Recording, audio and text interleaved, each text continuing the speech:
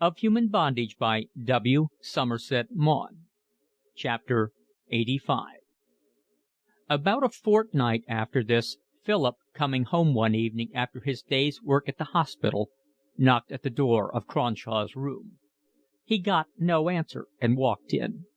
Cronshaw was lying huddled up on one side, and Philip went up to the bed.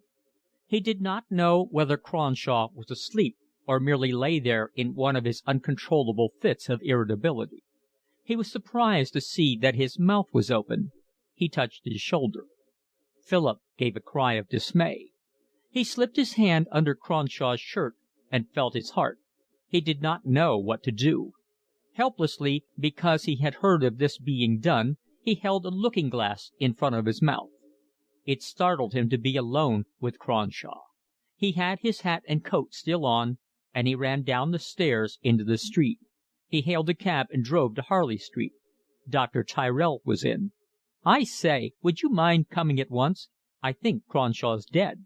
If he is, it's not much good my coming, is it?" "I should be awfully grateful if you would. I've got a cab at the door. It'll only take a half an hour." Tyrell put on his hat. In the cab he asked him one or two questions. "He seemed no worse than usual when I left this morning," said Philip. "It gave me an awful shock when I went in just now. And the thought of his dying all alone. Do you think he knew he was going to die?" Philip remembered what Cronshaw had said. He wondered whether at the last moment he had been seized with the terror of death. Philip imagined himself in such a plight, knowing it was inevitable and with no one, not a soul, to give an encouraging word when the fear seized him. "You're rather upset," said Dr. Tyrell. He looked at him with his bright blue eyes. They were not unsympathetic. When he saw Cronshaw, he said he must have been dead for some hours. "I should think he died in his sleep. They do sometimes." The body looked shrunk and ignoble. It was not like anything human. Dr. Tyrell looked at it dispassionately. With a mechanical gesture he took out his watch. "Well, I must be getting along. I'll send the certificate round. I suppose you'll communicate with the relatives?" "I don't think there are any," said Philip. "How about the funeral?" "Oh, I'll see to that." Dr. Tyrell gave Philip a glance. He wondered whether he ought to offer a couple of sovereigns towards it. He knew nothing of Philip's circumstances. Perhaps he could well afford the expense. Philip might think it impertinent if he made any suggestion. "Well, let me know if there's anything I can do," he said. Philip and he went out together, parting on the doorstep, and Philip went to a telegraph office in order to send a message to Leonard Upjohn. Then he went to an undertaker whose shop he passed every day on his way to the hospital. His attention had been drawn to it often by the three words in silver lettering on a black cloth which, with two model coffins, adorned the window: Economy, Celerity, Propriety. They had always diverted him. The undertaker was a little fat Jew with curly black hair, long and greasy, in black, with a large diamond ring on a podgy finger.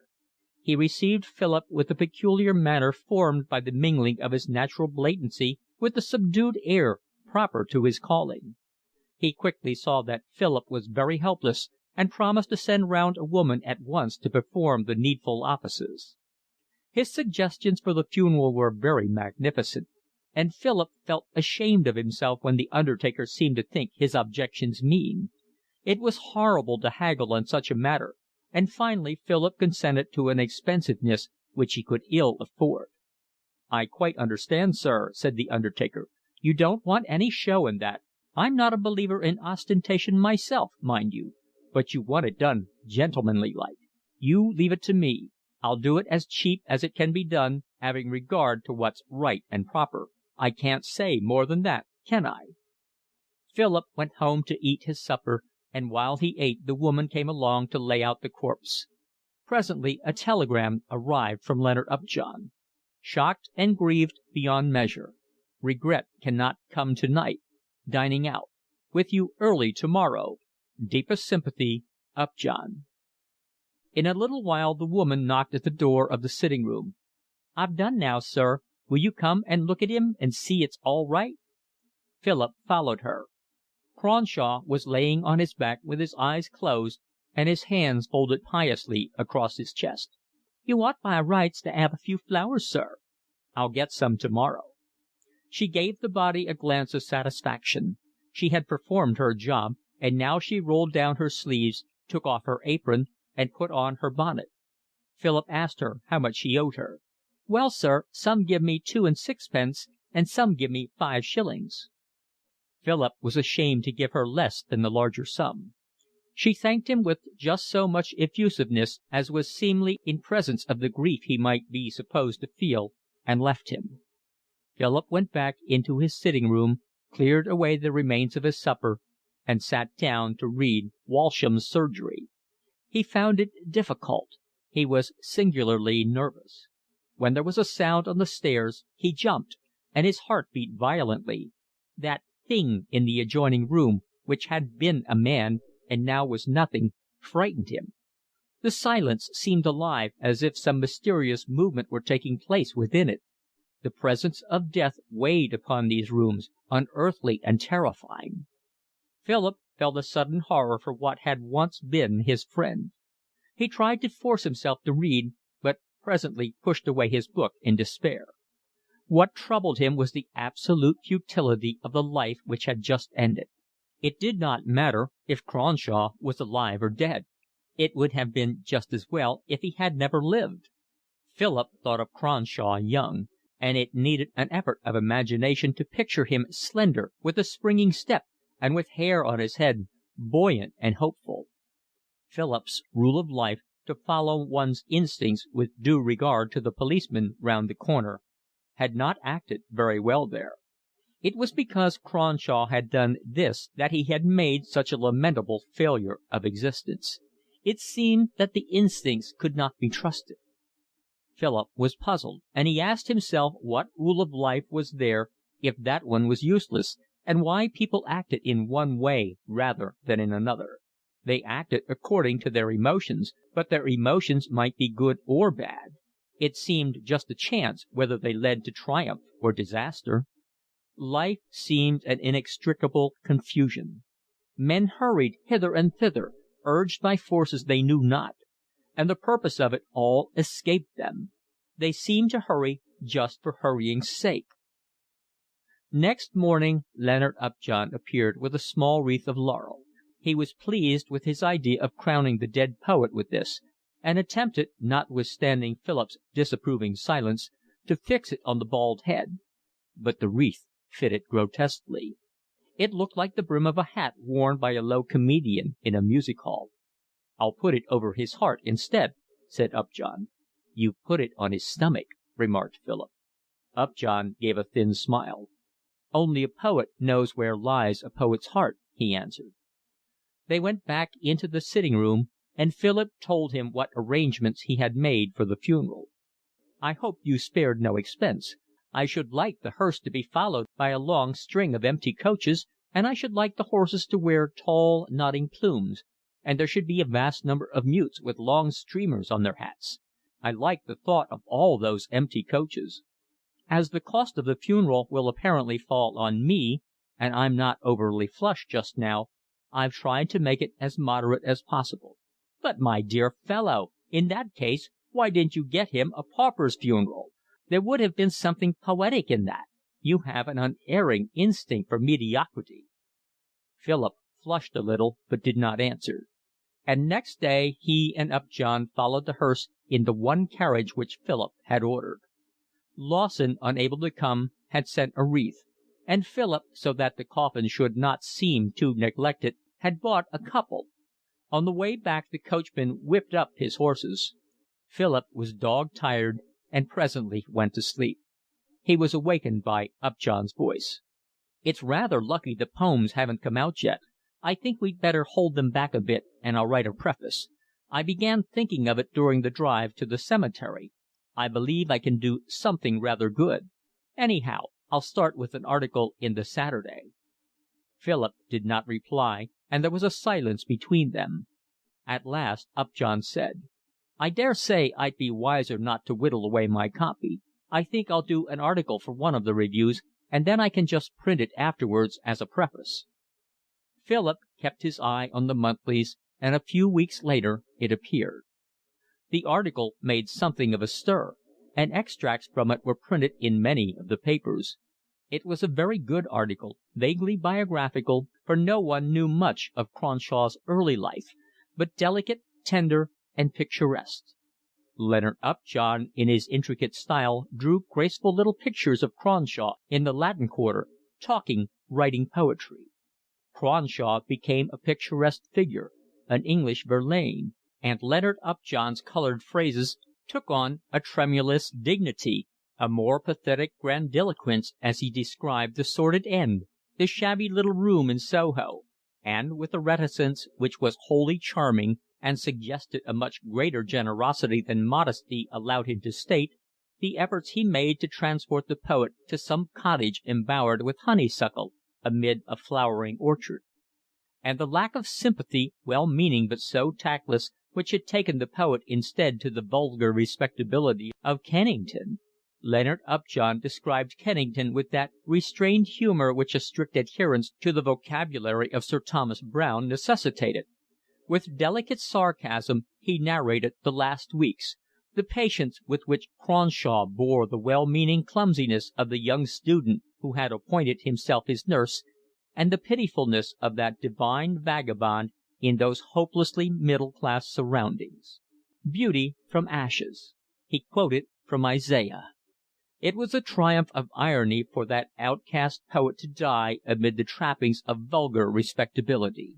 It reminded Leonard Upjohn of Christ among the Pharisees, and the analogy gave him opportunity for an exquisite passage. And then he told how a friend, his good taste did not suffer him more than to hint subtly who the friend was with such gracious fancies, had laid a laurel wreath on the dead poet's heart. And the beautiful dead hands had seemed to rest with a voluptuous passion upon Apollo's leaves, fragrant with the fragrance of art, and more green than jade brought by smart mariners from the manifold, inexplicable China. And, an admirable contrast, the article ended with a description of the middle-class, ordinary, prosaic funeral of him who should have been buried like a prince or like a pauper. It was the crowning buffet, the final victory of Philistia over art, beauty, and immaterial things. Leonard Upjohn had never written anything better. It was a miracle of charm, grace, and pity. He printed all Cronshaw's best poems in the course of the article, so that when the volume appeared much of its point was gone. But he advanced his own position a good deal. He was thenceforth a critic to be reckoned with. He had seemed before a little aloof, but there was a warm humanity about this article which was infinitely attractive. Chapter 86. In the spring, Philip, having finished his dressing in the outpatients department, became an inpatients clerk. This appointment lasted 6 months. The clerk spent every morning in the wards, first in the men's, then in the women's, with the house physician. He wrote up cases, made tests, and passed the time of day with the nurses. On 2 afternoons a week the physician in charge went round with a little knot of students, examined the cases, and dispensed information. The work had not the excitement, the constant change, the intimate contact with reality of the work in the outpatients department, but Philip picked up a good deal of knowledge. He got on very well with the patients, and he was a little flattered at the pleasure they showed in his attendance on them. He was not conscious of any deep sympathy in their sufferings, but he liked them, and because he put on no airs, he was more popular with them than others of the clerks. He was pleasant, encouraging, and friendly. Like everyone connected with hospitals, he found that male patients were more easy to get on with than female. The women were often querulous and ill-tempered. They complained bitterly of the hard-worked nurses who did not show them the attention they thought their right, and they were troublesome, ungrateful, and rude. Presently Philip was fortunate enough to make a friend. One morning the house physician gave him a new case, a man, and, seating himself at the bedside, Philip proceeded to write down particulars on the letter. He noticed on looking at this that the patient was described as a journalist. His name was Thorpe Athelny, an unusual one for a hospital patient, and his age was 48. He was suffering from a sharp attack of jaundice, and had been taken into the ward on account of obscure symptoms which it seemed necessary to watch. He answered the various questions which it was Philip's duty to ask him in a pleasant, educated voice. Since he was lying in bed it was difficult to tell if he was short or tall, but his small head and small hands suggested that he was a man of less than average height. Philip had the habit of looking at people's hands, and Athelny's astonished him. They were very small, with long tapering fingers and beautiful rosy fingernails. They were very smooth, and except for the jaundice would have been of a surprising whiteness. The patient kept them outside the bedclothes, one of them slightly spread out, the second and third fingers together, and while he spoke to Philip, seemed to contemplate them with satisfaction. With a twinkle in his eyes, Philip glanced at the man's face. Notwithstanding the yellowness, it was distinguished. He had blue eyes, a nose of imposing boldness, hooked, aggressive but not clumsy, and a small beard, pointed and gray. He was rather bald, but his hair had evidently been quite fine, curling prettily, and he still wore it long. "I see you're a journalist," said Philip. "What papers do you write for?" "I write for all the papers. You cannot open a paper without seeing some of my writing." There was one by the side of the bed, and reaching for it, he pointed out an advertisement. In large letters was the name of a firm well known to Philip, Lynn and Sedley, Regent Street, London, and below, in type smaller but still of some magnitude, was the dogmatic statement: "Procrastination is the thief of time." Then a question, startling because of its reasonableness: "Why not order today?" There was a repetition in large letters like the hammering of conscience on a murderer's heart: "Why not?" Then, boldly: "Thousands of pairs of gloves from the leading markets of the world at astounding prices. Thousands of pairs of stockings from the most reliable manufacturers of the universe at sensational reductions." Finally the question recurred, but flung now like a challenging gauntlet in the list: "Why not order today?" "I'm the press representative of Lynn and Sedley." He gave a little wave of his beautiful hand. "To what base uses?" Philip went on asking the regulation questions, some a mere matter of routine, others artfully devised to lead the patient to discover things which he might be expected to desire to conceal. "Have you ever lived abroad?" asked Philip. "I was in Spain for 11 years." "What were you doing there?" "I was secretary of the English Water Company at Toledo." Philip remembered that Clutton had spent some months in Toledo, and the journalist's answer made him look at him with more interest. But he felt it would be improper to show this. It was necessary to preserve the distance between the hospital patient and the staff. When he had finished his examination, he went on to other beds. Thorpe Athelny's illness was not grave, and, though remaining very yellow, he soon felt much better. He stayed in bed only because the physician thought he should be kept under observation till certain reactions became normal. One day, on entering the ward, Philip noticed that Athelny, pencil in hand, was reading a book. He put it down when Philip came to his bed. "May I see what you're reading?" asked Philip, who could never pass a book without looking at it. Philip took it up and saw that it was a volume of Spanish verse, the poems of San Juan de la Cruz, and as he opened it a sheet of paper fell out. Philip picked it up and noticed that verse was written upon it. "You're not going to tell me you've been occupying your leisure in writing poetry? That's a most improper proceeding in a hospital patient." "I was trying to do some translations. Do you know Spanish?" "No." "Well, you know all about San Juan de la Cruz, don't you?" "I don't indeed." "He was one of the Spanish mystics. He's one of the best poets they've ever had. I thought it would be worth while translating him into English." "May I look at your translation?" "It's very rough," said Athelny, but he gave it to Philip with an alacrity which suggested that he was eager for him to read it. It was written in pencil in a fine but very peculiar handwriting, which was hard to read. It was just like blackletter. "Doesn't it take you an awful time to write like that? It's wonderful." I don't know why handwriting shouldn't be beautiful." Philip read the first verse. "In an obscure night, with anxious love inflamed, O happy lot! Forth unobserved I went, my house being now at rest." Philip looked curiously at Thorpe Athelny. He did not know whether he felt a little shy with him or was attracted by him. He was conscious that his manner had been slightly patronizing, and he flushed as it struck him that Athelny might have thought him ridiculous. "What an unusual name you've got," he remarked for something to say. "It's a very old Yorkshire name. Once it took the head of my family a day's hard riding to make the circuit of his estates, but the mighty are fallen. Fast women and slow horses." He was short-sighted, and when he spoke looked at you with a peculiar intensity. He took up his volume of poetry. "You should read Spanish," he said. "It is a noble tongue. It has not the mellifluousness of Italian. Italian is the language of tenors and organ grinders, but it has grandeur. It does not ripple like a brook in a garden, but it surges tumultuous like a mighty river in flood."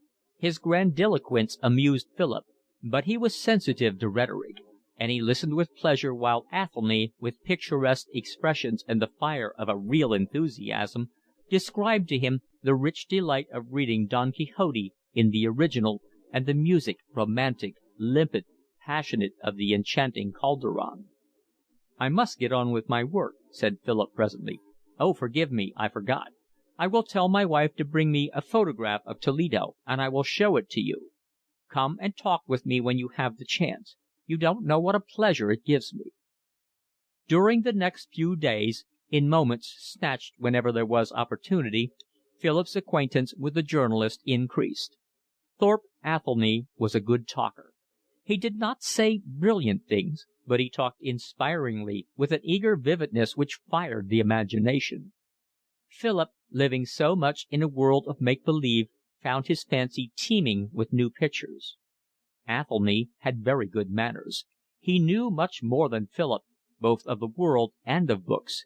He was a much older man, and the readiness of his conversation gave him a certain superiority, but he was in the hospital a recipient of charity, subject to strict rules, and he held himself between the two positions with ease and humour. Once Philip asked him why he had come to the hospital.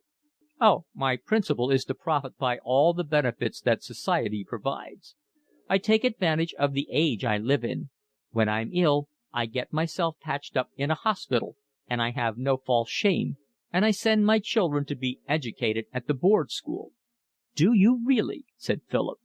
"And a capital education they get too, much better than I got at Winchester. How else do you think I could educate them at all? I've got 9. You must come and see them all when I get home again. Will you?" "I'd like to very much," said Philip. Chapter 87.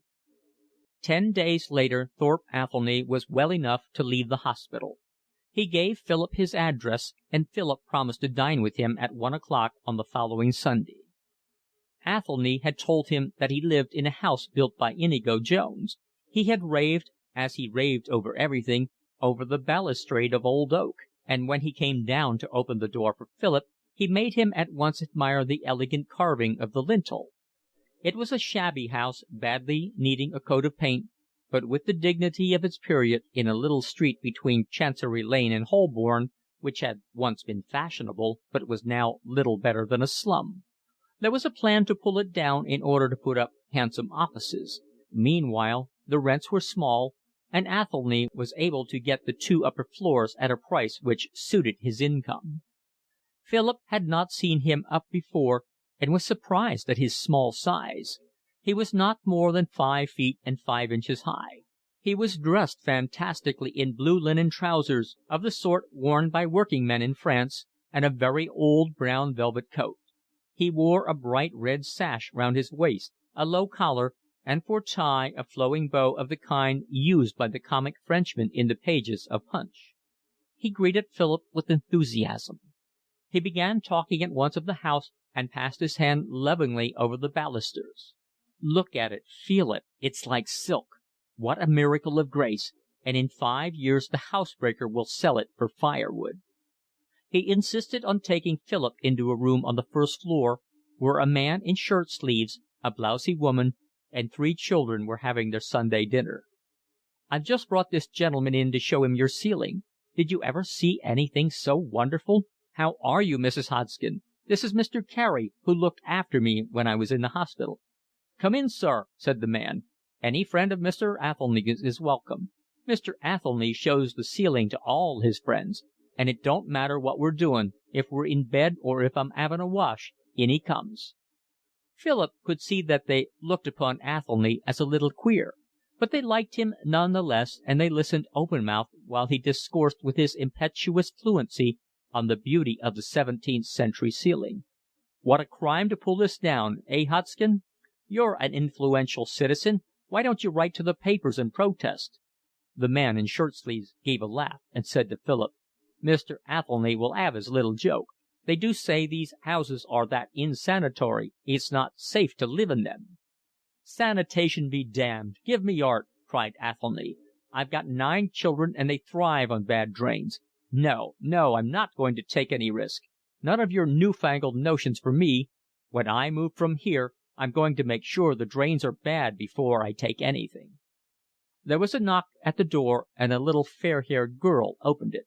"Daddy, Mummy says do stop talking and come and eat your dinner." "This is my 3rd daughter," said Athelny, pointing to her with a dramatic forefinger. "She is called Maria del Pilar, but she answers more willingly to the name of Jane. Jane, your nose wants blowing." "I haven't got a hanky, Daddy." "Tut, tut, child," he answered, as he produced a vast brilliant bandana. "What do you suppose the Almighty gave you fingers for?" They went upstairs, and Philip was taken into a room with walls panelled in dark oak. In the middle was a narrow table of teak on trestle legs, with 2 supporting bars of iron, of the kind called in Spain mesa de jeraque. They were to dine there, for 2 places were laid, and there were 2 large armchairs, with broad flat arms of oak and leathern backs, and leathern seats. They were severe, elegant, and uncomfortable. The only other piece of furniture was a bargueno, elaborately ornamented with gilt ironwork on a stand of ecclesiastical design, roughly but very finely carved. There stood on this 2 or 3 lustre plates, much broken but rich in colour, and on the walls were old masters of the Spanish school in beautiful though dilapidated frames. Though gruesome in subject, ruined by age and bad treatment, and second-rate in their conception, they had a glow of passion. There was nothing in the room of any value, but the effect was lovely. It was magnificent and yet austere. Philip felt it offered the very spirit of old Spain. Athelny was in the middle of showing him the inside of the bargueno, with its beautiful ornamentation and secret drawers, when a tall girl with 2 plaits of bright brown hair hanging down her back came in. "Mother says dinner's ready and waiting, and I'm to bring it in as soon as you sit down." "Come and shake hands with Mr. Carey, Sally." He turned to Philip. "Isn't she enormous? She's my eldest. How old are you, Sally?" 15, father, come next June." "I christened her Maria del Sol because she was my first child, and I dedicated her to the glorious son of Castile, but her mother calls her Sally, and her brother Pudding Face." The girl smiled shyly. She had even white teeth, and blushed.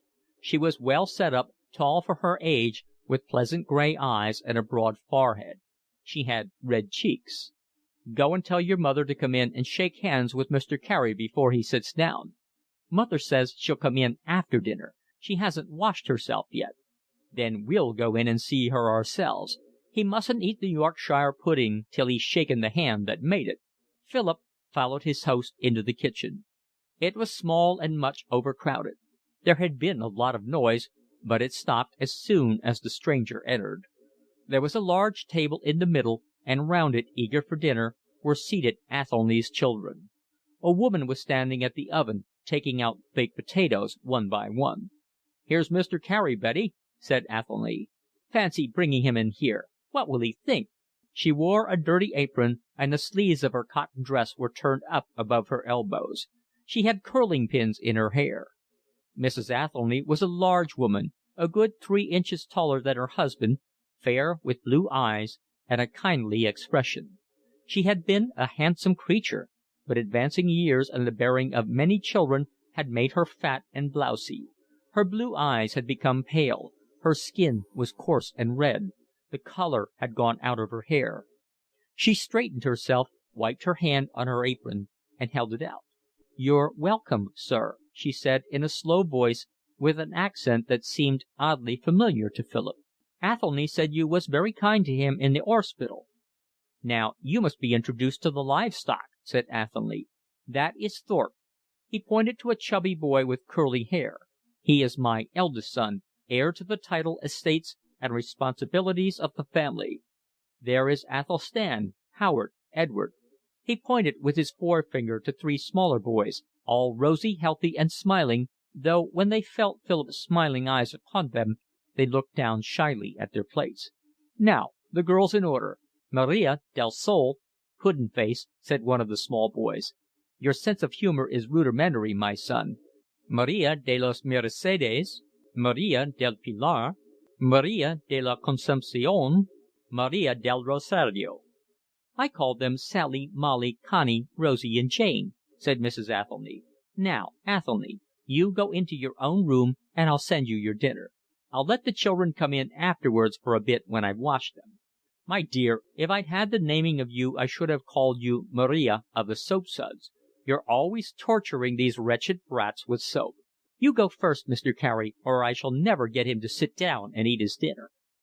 Athelny and Philip installed themselves in the great monkish chairs, and Sally brought them in 2 plates of beef, Yorkshire pudding, baked potatoes, and cabbage. Athelny took 6 pence out of his pocket and sent her for a jug of beer. "I hope you didn't have the table laid here on my account," said Philip. "I should have been quite happy to eat with the children." "Oh no, I always have my meals by myself. I like these antique customs. I don't think that women ought to sit at table with men. It ruins conversation, and I'm sure it's very bad for them. It puts ideas in their heads, and women are never at ease with themselves when they have ideas." Both host and guest ate with a hearty appetite. "Did you ever taste such Yorkshire pudding? No one can make it like my wife. That's the advantage of not marrying a lady. You noticed she wasn't a lady, didn't you?" It was an awkward question, and Philip did not know how to answer it. "I never thought about it," he said lamely. Athelny laughed. He had a peculiarly joyous laugh. "No, she's not a lady nor anything like it. Her father was a farmer, and she's never bothered about H's in her life. We've had 12 children and 9 of them are alive. I tell her it's about time she stopped, but she's an obstinate woman. She's got into the habit of it now, and I don't believe she'll be satisfied till she's had 20. At that moment Sally came in with the beer, and having poured out a glass for Philip, went to the other side of the table to pour some out for her father. He put his hand round her waist. "Did you ever see such a handsome, strapping girl? Only 15, and she might be 20. Look at her cheeks. She's never had a day's illness in her life. It'll be a lucky man who marries her, won't it, Sally?" Sally listened to all this with a slight, slow smile, not much embarrassed, for she was accustomed to her father's outburst, but with an easy modesty which was very attractive. "Don't let your dinner get cold, father," she said, drawing herself away from his arm. "You'll call when you're ready for your pudding, won't you?" They were left alone, and Athelny lifted the pewter tankard to his lips. He drank long and deep. "My word, is there anything better than English beer?" he said. "Let us thank God for simple pleasures. Roast beef and rice pudding, a good appetite, and beer. I was married to a lady once." "My God, don't marry a lady, my boy." Philip laughed. He was exhilarated by the scene, the funny little man in his odd clothes, the panelled room and the Spanish furniture, the English fare. The whole thing had an exquisite incongruity. "You laugh, my boy. You can't imagine marrying beneath you. You want a wife who's an intellectual equal. Your head is crammed full of ideas of comradeship. Stuff and nonsense, my boy. A man doesn't want to talk politics to his wife. And what do you think I care for Betty's views upon the differential calculus? A man wants a wife who can cook his dinner and look after his children. I've tried both, and I know. Let's have the pudding in." He clapped his hands, and presently Sally came. When she took away the plates, Philip wanted to get up and help her, but Athelny stopped him. "Let her alone, my boy. She doesn't want you to fuss about, do you, Sally? And she won't think it rude of you to sit still while she waits upon you. She don't care a damn for chivalry, do you, Sally?" "No, father," answered Sally demurely. "Do you know what I'm talking about, Sally?" "No, father. But you know mother doesn't like you to swear." Athelny laughed boisterously. Sally brought them plates of rice pudding, rich and creamy and luscious. Athelny attacked his with gusto. "One of the rules of this house is that Sunday dinner should never alter. It is a ritual. Roast beef and rice pudding for 50 Sundays in the year. On Easter Sunday, lamb and green peas, and at Michaelmas, roast goose and apple sauce. Thus we preserve the traditions of our people. When Sally marries, she will forget many of the wise things I have taught her, but she will never forget that if you want to be good and happy, you must eat on Sundays roast beef and rice pudding." "You'll call when you're ready for cheese?" said Sally impassively. "Do you know the legend of the halcyon?" said Athelny. Philip was growing used to his rapid leaping from one subject to another. "When the kingfisher, flying over the sea, is exhausted, his mate places herself beneath him and bears him along upon her stronger wings. That is what a man wants in a wife, the halcyon. I lived with my first wife for 3 years. She was a lady, she had 1,500 a year, and we used to give nice little dinner parties in our little red brick house in Kensington.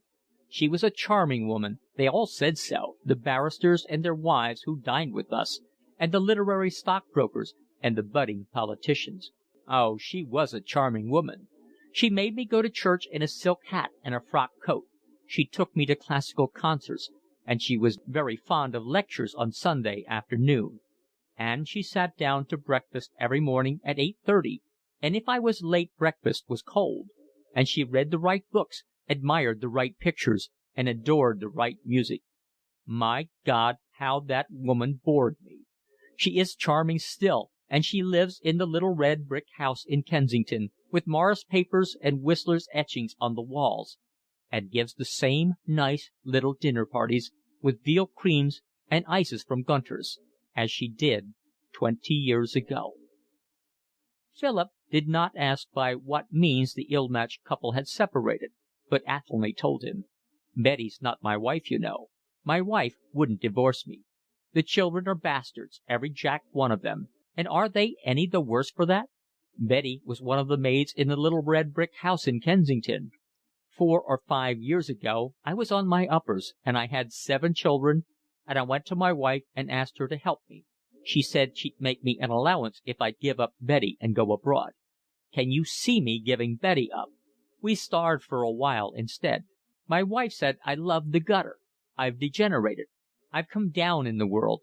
I earn £3 a week as press agent to a linen draper, and every day I thank God that I'm not in the little red brick house in Kensington." Sally brought in cheddar cheese, and Athelny went on with his fluent conversation.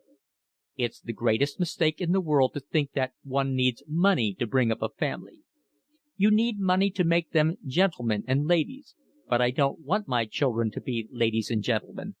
Sally's going to earn her living in another year. She's to be apprenticed to a dressmaker, aren't you, Sally? And the boys are going to serve their country. I want them all to go into the Navy. It's a jolly life and a healthy life, good food, good pay, and a pension to end their days on." Philip lit his pipe. Athelny smoked cigarettes of Havana tobacco, which he rolled himself. Sally cleared away.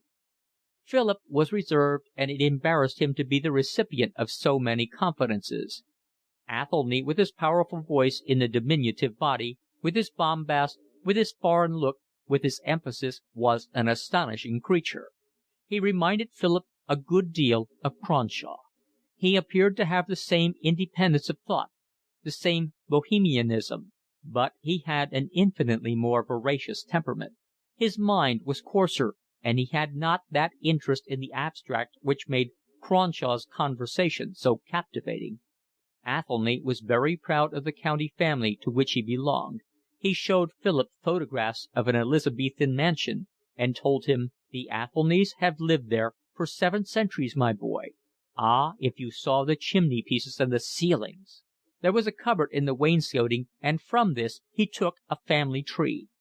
He showed it to Philip with childlike satisfaction. It was indeed imposing. "You see how the family names recur? Thorpe, Athelstan, Harold, Edward. I've used the family names for my son. And the girls, you see, I've given Spanish names to." An uneasy feeling came to Philip that possibly the whole story was an elaborate imposture, not told with any base motive, but merely from a wish to impress, startle, and amaze. Athelny had told him that he was at Winchester, but Philip, sensitive to differences of manner, did not feel that his host had the characteristics of a man educated at a great public school. While he pointed out the great alliances which his ancestors had formed, Philip amused himself by wondering whether Athelny was not the son of some tradesman in Winchester, auctioneer or coal merchant, and whether a similarity of surname was not his only connection with the ancient family whose tree he was displaying. Chapter 87. Recording by of Human Bondage by W. Somerset Maugham. Chapter 88. There was a knock at the door, and a troop of children came in. They were clean and tidy now. Their faces shone with soap, and their hair was plastered down. They were going to Sunday school under Sally's charge. Athelny joked with them in his dramatic, exuberant fashion, and you could see that he was devoted to them all. His pride in their good health and their good looks was touching. Philip felt that they were a little shy in his presence, and when their father sent them off, they fled from the room in evident relief. In a few minutes Mrs. Athelny appeared. She had taken her hair out of the curling pins, and now wore an elaborate fringe. She had on a plain black dress, a hat with cheap flowers, and was forcing her hands, red and coarse from much work, into black kid gloves. "I'm going to church, Athelny," she said. "There's nothing you'll be wanting, is there?" "Only your prayers, my Betty." "They won't do you much good. You're too far gone for that," she smiled. Then, turning to Philip, she drawled, "I can't get him to go to church. He's no better than an atheist." "Doesn't she look like Rubens' second wife?" cried Athelny. "Wouldn't she look splendid in a 17th century costume? That's the sort of wife to marry, my boy. Look at her." "I believe you talked the hind leg off a donkey, Athelny," she answered calmly. She succeeded in buttoning her gloves, but before she went she turned to Philip with a kindly, slightly embarrassed smile. "You'll stay to tea, won't you? Athelny likes someone to talk to, and it's not often he gets anybody who's clever enough." "Of course he'll stay to tea," said Athelny. Then, when his wife had gone, "I make a point of the children going to Sunday school, and I like Betty to go to church. I think women ought to be religious. I don't believe myself, but I like women and children to." Philip, straight-laced in matters of truth, was a little shocked by this airy attitude. "But how can you look on while your children are being taught things which you don't think are true?" "If they're beautiful, I don't much mind if they're not true. It's asking a great deal that things should appeal to your reason as well as to your sense of the aesthetic. I wanted Betty to become a Roman Catholic. I should have liked to see her converted in a crown of paper flowers. But she's hopelessly Protestant.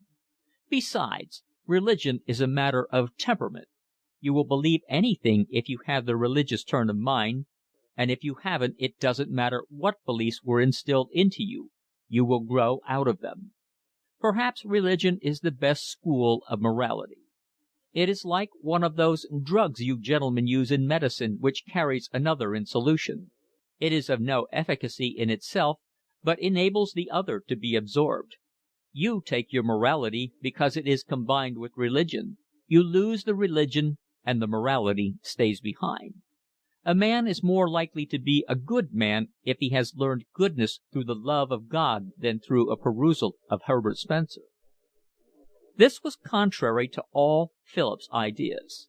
He still looked upon Christianity as a degrading bondage that must be cast away at any cost.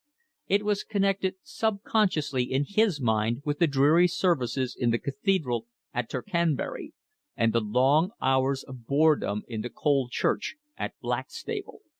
And the morality of which Athelny spoke was to him no more than a part of the religion which a halting intelligence preserved when it had laid aside the beliefs which alone made it reasonable. But while he was meditating a reply, Athelny, more interested in hearing himself speak than in discussion, broke into a tirade upon Roman Catholicism. For him it was an essential part of Spain, and Spain meant so much to him, because he had escaped to it from the conventionality which during his married life he had found so irksome.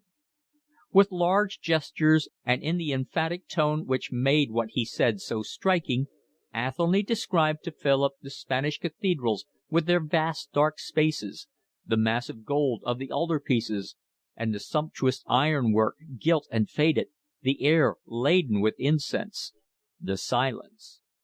Philip almost saw the canons in their short surplices of lawn, the acolytes in red, passing from the sacristy to the choir. He almost heard the monotonous chanting of vespers. The names which Athelny mentioned, Avila, Tarragona, Saragossa, Segovia, Cordova, were like trumpets in his heart. He seemed to see the great gray piles of granite set in old Spanish towns, and a landscape tawny, wild, and windswept.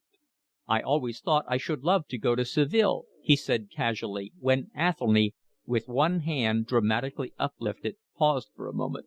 "Seville?" cried Athelny. "No, no, don't go there. Seville! It brings to mind girls dancing with castanets, singing in gardens by the Guadalquivir, bullfights, orange blossom, mantillas, mantones de Manila. It is the Spain of comic opera and Montmartre. Its facile charm can offer permanent entertainment only to an intelligence which is superficial. Théophile Gautier got out of Seville all that it has to offer. We who come after him can only repeat his sensations. He put large fat hands on the obvious, and there is nothing but the obvious there, and it is all finger-marked and frayed. Morilla is its painter." Athelny got up from his chair, walked over to the Spanish cabinet, let down the front with its great gilt hinges and gorgeous lock, and displayed a series of little drawers. He took out a bundle of photographs. "Do you know El Greco?" he asked.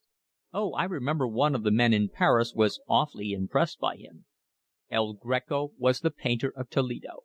Betty couldn't find the photograph I wanted to show you. It's a picture that El Greco painted of the city he loved, and it's truer than any photograph. Come and sit at the table." Philip dragged his chair forward, and Athelny set the photograph before him. He looked at it curiously, for a long time, in silence.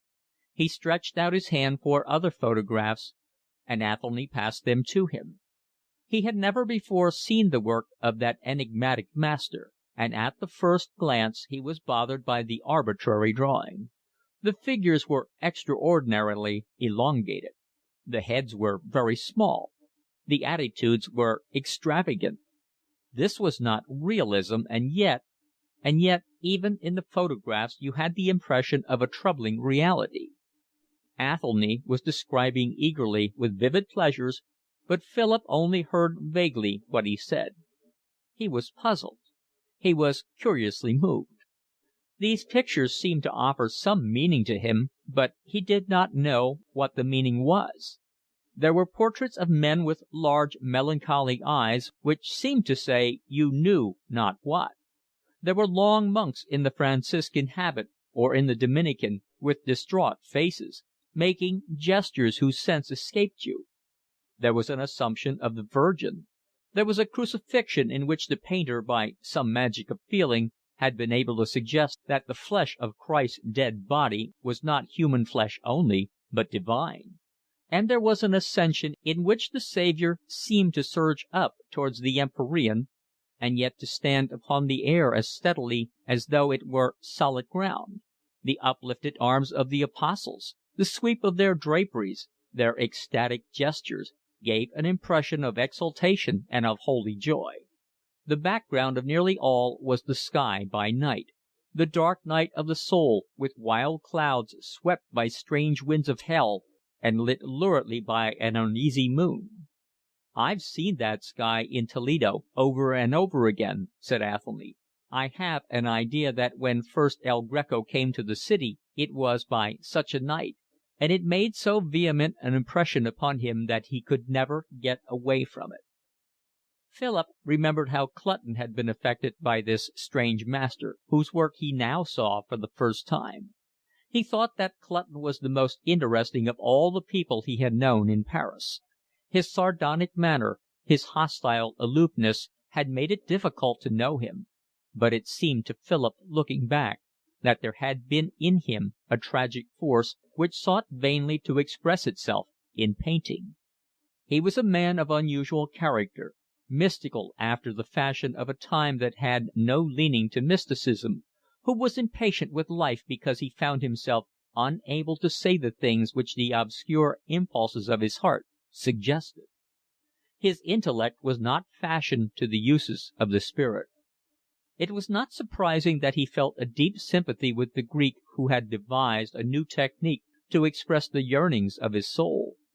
Philip looked again at the series of portraits of Spanish gentlemen, with ruffles and pointed beards, their faces pale against the sober black of their clothes and the darkness of the background. El Greco was the painter of the soul, and these gentlemen, wan and wasted, not by exhaustion but by restraint, with their tortured minds, seemed to walk unaware of the beauty of the world. For their eyes look only in their hearts, and they are dazzled by the glory of the unseen. No painter has shown more piteously that the world is but a place of passage. The souls of the men he painted speak their strange longings through their eyes. Their senses are miraculously acute, not for sounds and odors and color, but for the very subtle sensations of the soul. The noble walks with the monkish heart within him, and his eyes see things which saints in their cells see too, and he is unastounded. His lips are not lips that smile. Philip, silent still, returned to the photograph of Toledo, which seemed to him the most arresting picture of them all. He could not take his eyes off it. He felt strangely that he was on the threshold of some new discovery in life. He was tremulous with a sense of adventure. He thought for an instant of the love that had consumed him. Love seemed very trivial beside the excitement which now leaped in his heart. The picture he looked at was a long one, with houses crowded upon a hill. In one corner a boy was holding a large map of the town. In another was a classical figure representing the river Tagus, and in the sky was the Virgin surrounded by angels. It was a landscape alien to all Philip's notion, for he had lived in circles that worshipped exact realism, and yet here again, strangely to himself, he felt a reality greater than any achieved by the masters in whose steps humbly he had sought to walk. He heard Athelny say that the representation was so precise that when the citizens of Toledo came to look at the picture they recognized their houses. The painter had painted exactly what he saw, but he had seen with the eyes of the spirit. There was something unearthly in that city of pale gray. It was a city of the soul seen by a wan light that was neither that of night nor day. It stood on a green hill, but of a green not of this world, and it was surrounded by massive walls and bastions to be stormed by no machines or engines of man's invention, but by prayer and fasting, by contrite sighs, and by mortifications of the flesh. It was a stronghold of God. Those gray houses were made of no stone known to masons. There was something terrifying in their aspect, and you did not know what men might live in them. You might walk through the streets and be unamazed to find them all deserted, and yet not empty. For you felt a presence invisible and yet manifest to every inner sense. It was a mystical city in which the imagination faltered like one who steps out of the light into darkness. The soul walked naked to and fro, knowing the unknowable, and conscious strangely of experience, intimate but inexpressible of the absolute. And without surprise, in that blue sky, real with a reality that not the eye but the soul confesses, with its rack of light clouds driven by strange breezes, like the cries and the sighs of lost souls, you saw the Blessed Virgin with a gown of red and a cloak of blue, surrounded by winged angels. Philip felt that the inhabitants of that city would have seen the apparition without astonishment, reverent and thankful, and have gone their ways. Athelny spoke of the mystical writers of Spain, of Teresa de Avila, San Juan de la Cruz, Fray Luis de Leon. In all of them was that passion for the unseen which Philip felt in the pictures of El Greco. They seemed to have the power to touch the incorporeal and see the invisible. They were Spaniards of their age, in whom were tremulous all the mighty exploits of a great nation. Their fancies were rich with the glories of America and the green islands of the Caribbean Sea. In their veins was the power that had come from age-long battling with the Moor. They were proud, for they were masters of the world, and they felt in themselves the wide distances, the tawny wastes, the snow-capped mountains of Castile, the sunshine and the blue sky, and the flowering plains of Andalusia. Life was passionate and manifold, and because it offered so much, they felt a restless yearning for something more. Because they were human, they were unsatisfied, and they threw this eager vitality of theirs into a vehement striving after the ineffable. Athelny was not displeased to find someone to whom he could read the translations with which for some time he had amused his leisure, and in his fine, vibrating voice he recited the Canticle of the Soul and Christ her Lover, the lovely poem which begins with the words: En una noche oscura, en la noche serena of Fray Luis de Leon. He had translated them quite simply, not without skill, and he had found words which at all events suggested the rough-hewn grandeur of the original. The pictures of El Greco explained them, and they explained the pictures. Philip had cultivated a certain disdain for idealism. He had always had a passion for life, and the idealism he had come across seemed to him for the most part a cowardly shrinking from it. The idealist withdrew himself because he could not suffer the jostling of the human crowd. He had not the strength to fight, and so called the battle vulgar. He was vain, and since his fellows would not take him at his own estimate, consoled himself with despising his fellows. For Philip his type was Hayward. Fair, languid, too fat now, and rather bald, still cherishing the remains of his good looks, and still delicately proposing to do exquisite things in the uncertain future. And at the back of this were whiskey and vulgar amours of the street. It was in reaction from what Hayward represented that Philip clamoured for life as it stood. Sordidness, vice, deformity did not offend him. He declared that he wanted man in his nakedness, and he rubbed his hands when an instance came before him of meanness, cruelty, selfishness, or lust. That was the real thing. In Paris he had learned that there was neither ugliness nor beauty, but only truth. The search after beauty was sentimental. Had he not painted an advertisement of chocolat Menier in a landscape in order to escape from the tyranny of prettiness? But here he seemed to divine something new. He had been coming to it, all hesitating, for some time, but only now was conscious of the fact. He felt himself on the brink of a discovery. He felt vaguely that here was something better than the realism which he had adored, but certainly it was not the bloodless idealism which stepped aside from life in weakness. It was too strong. It was virile. It accepted life in all its vivacity, ugliness and beauty, squalor and heroism. It was realism still, but it was realism carried to some higher pitch, in which facts were transformed by the more vivid light in which they were seen. He seemed to see things more profoundly through the grave eyes of those dead noblemen of Castile, and the gestures of the saints, which at first had seemed wild and distorted, appeared to have some mysterious significance. But he could not tell what that significance was.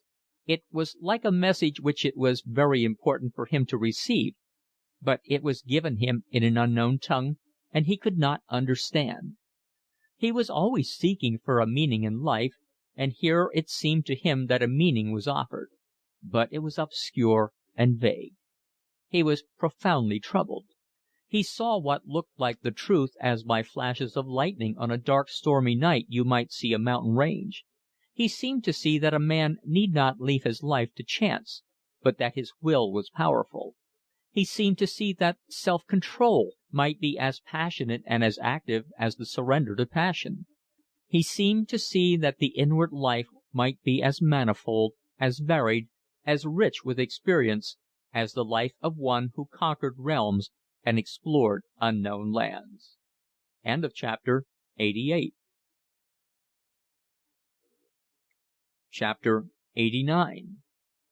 The conversation between Philip and Athelny was broken into by a clatter up the stairs. Athelny opened the door for the children coming back from Sunday school, and with laughter and shouting they came in. Gaily he asked them what they had learned. Sally appeared for a moment with instructions from her mother that father was to amuse the children while she got tea ready, and Athelny began to tell them one of Hans Andersen's stories. They were not shy children, and they quickly came to the conclusion that Philip was not formidable. Jane came and stood by him, and presently settled herself on his knees. It was the first time that Philip in his lonely life had been present in a family circle. His eyes smiled as they rested on the fair children engrossed in the fairy tale.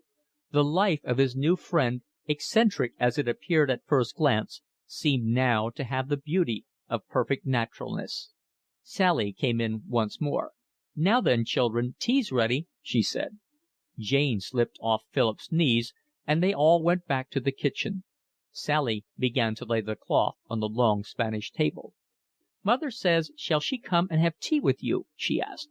"I can give the children their tea." "Tell your mother that we shall be proud and honored if she will favor us with her company," said Athelny. It seemed to Philip that he could never say anything without an oratorical flourish. "Then I'll lay for her," said Sally. She came back again in a moment with a tray on which were a cottage loaf, a slab of butter, and a jar of strawberry jam. While she placed the things on the table her father chaffed her.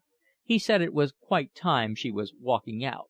He told Philip that she was very proud and would have nothing to do with aspirants to that honour who lined up at the door 2 by 2 outside the Sunday school and craved the honour of escorting her home. "You do talk, father," said Sally with her slow, good-natured smile. "You wouldn't think to look at her that a tailor's assistant has enlisted in the army because she would not say 'How do you do' to him, and an electrical engineer, mind you, has taken to drink because she refused to share her hymn book with him in church. I shudder to think what will happen when she puts her hair up."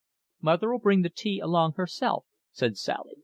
"Sally never pays any attention to me," laughed Athelny, looking at her with fond, proud eyes. "She goes about her business, indifferent to wars, revolutions, and cataclysms. What a wife she'll make to an honest man." Mrs. Athelny brought in the tea. She sat down and proceeded to cut bread and butter. It amused Philip to see that she treated her husband as though he were a child. She spread jam for him and cut up the bread and butter into convenient slices for him to eat. She had taken off her hat, and in her Sunday dress, which seemed a little tight for her, she looked like one of the farmers' wives whom Philip used to call on sometimes with his uncle when he was a small boy. Then he knew why the sound of her voice was familiar to him.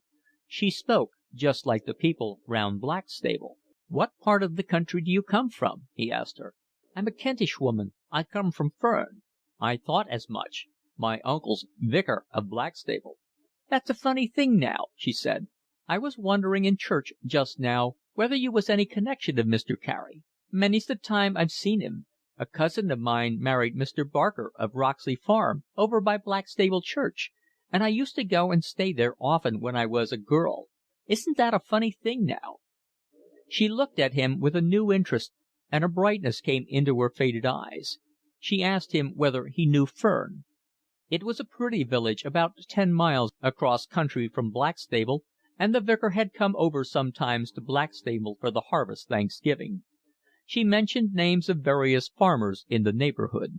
She was delighted to talk again of the country in which her youth was spent, and it was a pleasure to hear her recall scenes and people that had remained in her memory with the tenacity peculiar to her class. It gave Philip a queer sensation too.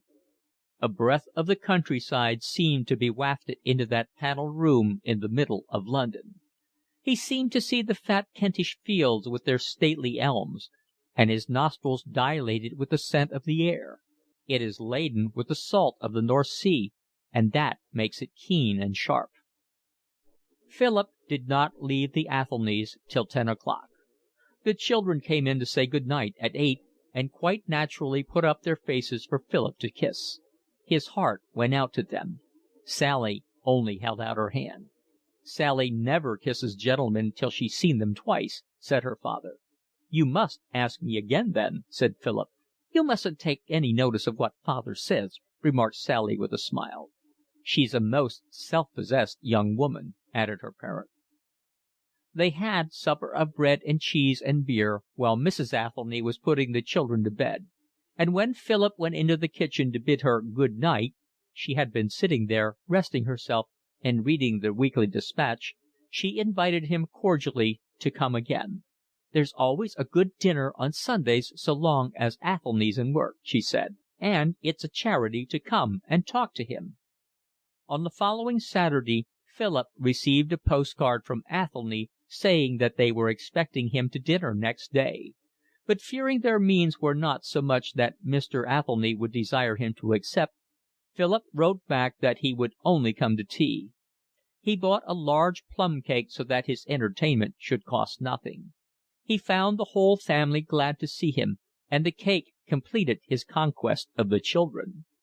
He insisted that they should all have tea together in the kitchen, and the meal was noisy and hilarious. Soon Philip got into the habit of going to Athelny's every Sunday. He became a great favourite with the children because he was simple and unaffected, and because it was so plain that he was fond of them. As soon as they heard his ring at the door, one of them popped a head out of window to make sure it was he, and then they all rushed downstairs tumultuously to let him in. They flung themselves into his arms. At tea they fought for the privilege of sitting next to him. Soon they began to call him Uncle Philip. Athelny was very communicative, and little by little Philip learned the various stages of his life. He had followed many occupations, and it occurred to Philip that he managed to make a mess of everything he attempted. He had been on a tea plantation in Ceylon, and a traveller in America for Italian wines.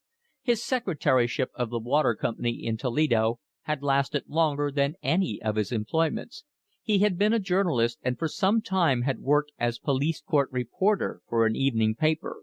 He had been sub-editor of a paper in the Midlands and editor of another on the Riviera. From all his occupations he had gathered amusing anecdotes, which he told with a keen pleasure in his own powers of entertainment. He had read a great deal, chiefly delighting in books which were unusual, and he poured forth his stories of abstruse knowledge with childlike enjoyment of the amazement of his hearers.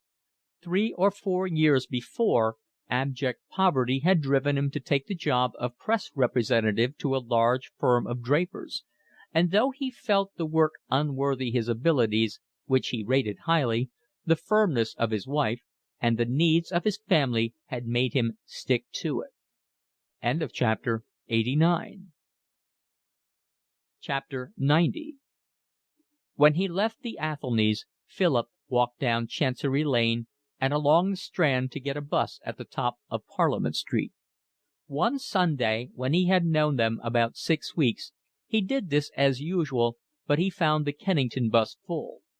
It was June, but it had rained during the day, and the night was raw and cold. He walked up to Piccadilly Circus in order to get a seat. The bus waited at the fountain, and when it arrived there seldom had more than 2 or 3 people in it. This service ran every quarter of an hour, and he had some time to wait. He looked idly at the crowd. The public houses were closing, and there were many people about.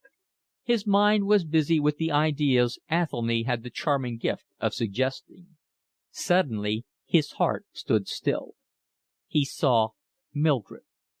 He had not thought of her for weeks. She was crossing over from the corner of Shaftesbury Avenue and stopped at the shelter till a string of cabs passed by. She was watching her opportunity and had no eyes for anything else.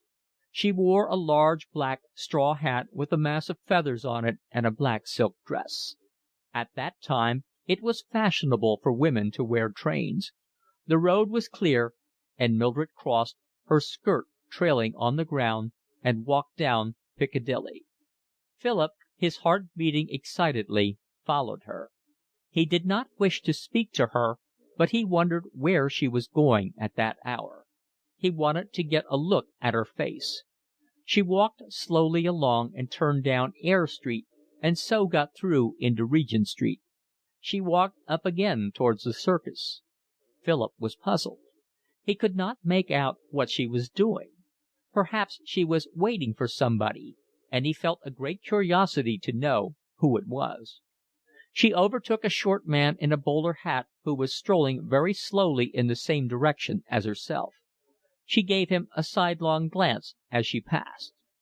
He walked a few steps more till she came to Swan and Edgar's, then stopped and waited, facing the road.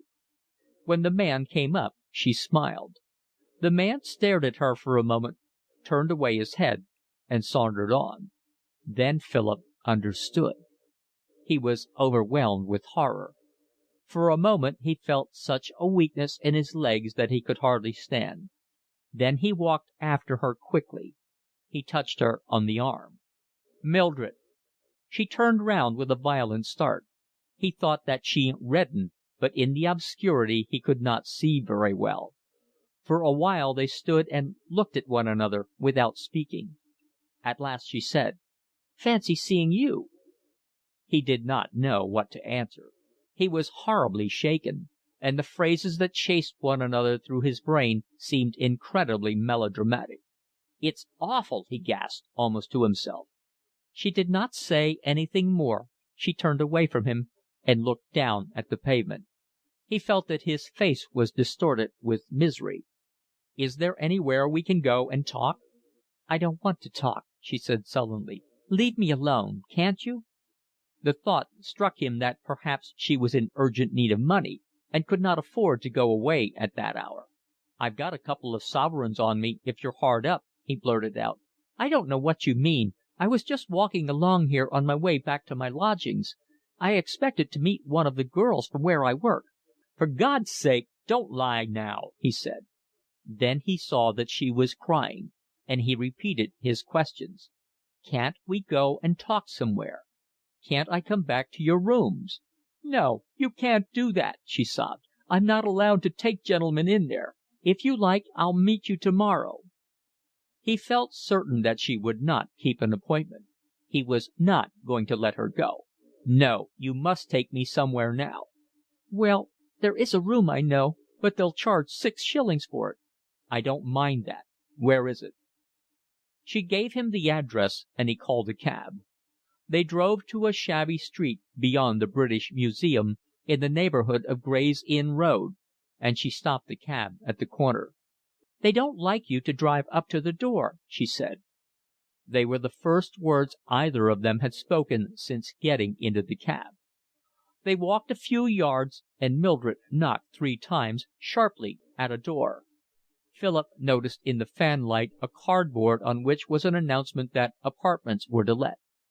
The door was opened quietly, and an elderly tall woman let them in. She gave Philip a stare, and then spoke to Mildred in an undertone. Mildred led Philip along a passage to a room at the back. It was quite dark.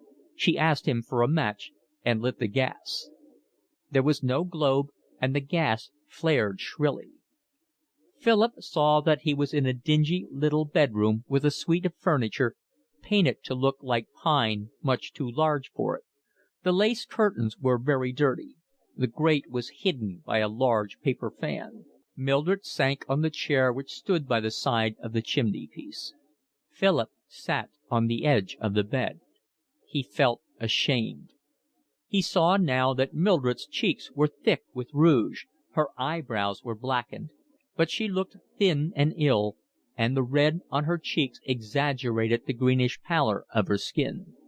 She stared at the paper fan in a listless fashion. Philip could not think what to say, and he had a choking in his throat as if he were going to cry. He covered his eyes with his hands. "My God, it is awful," he groaned. "I don't know what you've got to fuss about. I should have thought you'd have been rather pleased." Philip did not answer, and in a moment she broke into a sob. "You don't think I do it because I like it, do you?" "Oh, my dear," he cried, "I'm so sorry. I'm so awfully sorry." "That'll do me a fat lot of good." Again Philip found nothing to say. He was desperately afraid of saying anything which she might take for a reproach or a sneer. "Where's the baby?" he asked at last. "I've got her with me in London. I haven't got the money to keep her on at Brighton, so I had to take her. I've got a room up Highbury way. I told them I was on the stage. It's a long way to have to come down to the West End every day, but it's a rare job to find anyone who'll let to ladies at all." "Won't they take you back at the shop?" "I couldn't get any work to do anywhere. I walked my legs off looking for work. I did get a job once, but I was off for a week because I was queer, and when I went back they said they didn't want me any more. You can't blame them either, can you? Them places, they can't afford to have girls that aren't strong." "You don't look very well now," said Philip. "I wasn't fit to come out tonight, but I couldn't help myself. I wanted the money. I wrote to Emil and told him I was broke, but he never even answered the letter." "You might have written to me." "I didn't like to, not after what happened. And I didn't want you to know I was in difficulties. I shouldn't have been surprised if you'd just told me I'd only got what I deserved." "You don't know me very well, do you, even now?" For a moment he remembered all the anguish he had suffered on her account, and he was sick with the recollection of his pain. But it was no more than recollection. When he looked at her he knew that he no longer loved her. He was very sorry for her, but he was glad to be free. Watching her gravely, he asked himself why he had been so besotted with passion for her. "You're a gentleman in every sense of the word," she said. "You're the only one I've ever met." She paused for a moment and then flushed. "I hate asking you, Philip, but can you spare me anything?" "It's lucky I've got some money on me. I'm afraid I've only got £2." He gave her the sovereigns. "I'll pay you back, Philip." "Oh, that's all right," he smiled. "You needn't worry." He had said nothing that he wanted to say. They had talked as if the whole thing were natural. And it looked as though she would go now, back to the horror of her life, and he would be able to do nothing to prevent it. She had got up to take the money, and they were both standing. "Am I keeping you?" she asked. "I suppose you want to be getting home." "No, I'm in no hurry," he answered. "I'm glad to have a chance of sitting down." Those words, with all they implied, tore his heart, and it was dreadfully painful to see the weary way in which she sank back into the chair. The silence lasted so long that Philip, in his embarrassment, lit a cigarette. "It's very good of you not to have said anything disagreeable to me, Philip. I thought you might say I didn't know what all." He saw that she was crying again. He remembered how she had come to him when Emil Miller had deserted her, and how she had wept. The recollection of her suffering and of his own humiliation seemed to render more overwhelming the compassion he felt now. "If I could only get out of it," she moaned. "I hate it so. I'm unfit for the life. I'm not the sort of girl for that. I'll do anything to get away from it. I'd be a servant if I could. Oh, I wish I was dead." And in pity for herself she broke down now completely. She sobbed hysterically, and her thin body was shaken. "Oh, you don't know what it is. Nobody knows till they've done it." Philip could not bear to see her cry. He was tortured by the horror of her position. "Poor child," he whispered. Poor child."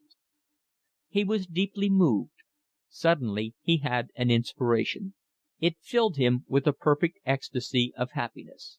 "Look here, if you want to get away from it, I've got an idea.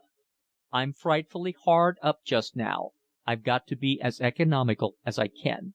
But I've got a sort of little flat now in Kennington, and I've got a spare room. If you like, you and the baby can come and live there. I pay a woman 3 and 6 a week to keep the place clean and to do a little cooking for me. You could do that, and your food wouldn't come to much more than the money I should save on her. It doesn't cost any more to feed 2 than 1, and I don't suppose the baby eats much." She stopped crying and looked at him. "Do you mean to say that you could take me back after all that's happened?" Philip flushed a little in embarrassment at what he had to say. "I don't want you to mistake me. I'm just giving you a room which doesn't cost me anything and your food. I don't expect anything more from you than that you should do exactly the same as the woman I have in does. Except for that, I don't want anything from you at all. I dare say you can cook well enough for that." She sprang to her feet and was about to come towards him. "You are good to me, Philip." "No, please stop where you are," he said hurriedly, putting out his hand as though to push her away. He did not know why it was, but he could not bear the thought that she should touch him. "I don't want to be anything more than a friend to you." "You are good to me," she repeated. "You are good to me." "Does that mean you'll come?" "Oh, yes, I'll do anything to get away from this. You'll never regret what you've done, Philip. Never. When can I come, Philip?" "You'd better come tomorrow." Suddenly she burst into tears again. "What on earth are you crying for now?" he smiled. "I'm so grateful to you, I don't know how I can ever make it up to you." "Oh, that's all right. You better go home now." He wrote out the address and told her that if she came at 5:30 he would be ready for her. It was so late that he had to walk home, but it did not seem a long way, for he was intoxicated with delight. He seemed to walk on air. Chapter 91. Next day he got up early to make the room ready for Mildred. He told the woman who had looked after him that he would not want her any more. Mildred came about 6, and Philip, who was watching from the window, went down to let her in and help her to bring up the luggage. It consisted now of no more than 3 large parcels wrapped in brown paper, for she had been obliged to sell everything that was not absolutely needful. She wore the same black silk dress she had worn the night before, and though she had now no rouge on her cheeks, there was still about her eyes the black which remained after a perfunctory wash in the morning. It made her look very ill. She was a pathetic figure as she stepped out of the cab with the baby in her arms. She seemed a little shy, and they found nothing but commonplace things to say to one another. "So you've got here all right." "I've never lived in this part of London before." Philip showed her the room. It was that in which Cronshaw had died.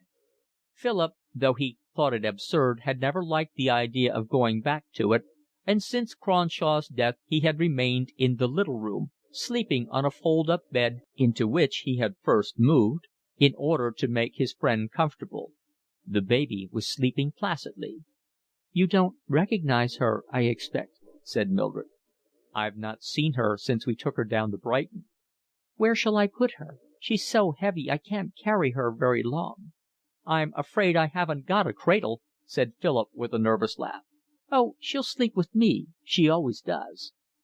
Mildred put the baby in an arm-chair and looked round the room. She recognized most of the things which she had known in his old diggings. Only one thing was new, a head and shoulders of Philip which Lawson had painted at the end of the preceding summer. It hung over the chimney-piece. Mildred looked at it critically. "In some ways I like it, and in some ways I don't. I think you're better looking than that." "Things are looking up," laughed Philip. "You've never told me I was good looking before." "I'm not one to worry myself about a man's looks. I don't like good-looking men. They're too conceited for me." Her eyes travelled round the room in an instinctive search for a looking-glass, but there was none. She put up her hand and patted her large fringe. "What'll the other people in the house say to my being here?" she asked suddenly. "Oh, there's only a man and his wife living here. He's out all day, and I never see her except on Saturday to pay my rent. They keep entirely to themselves. I've not spoken 2 words to either of them since I came." Mildred went into the bedroom to undo her things and put them away. Philip tried to read, but his spirits were too high.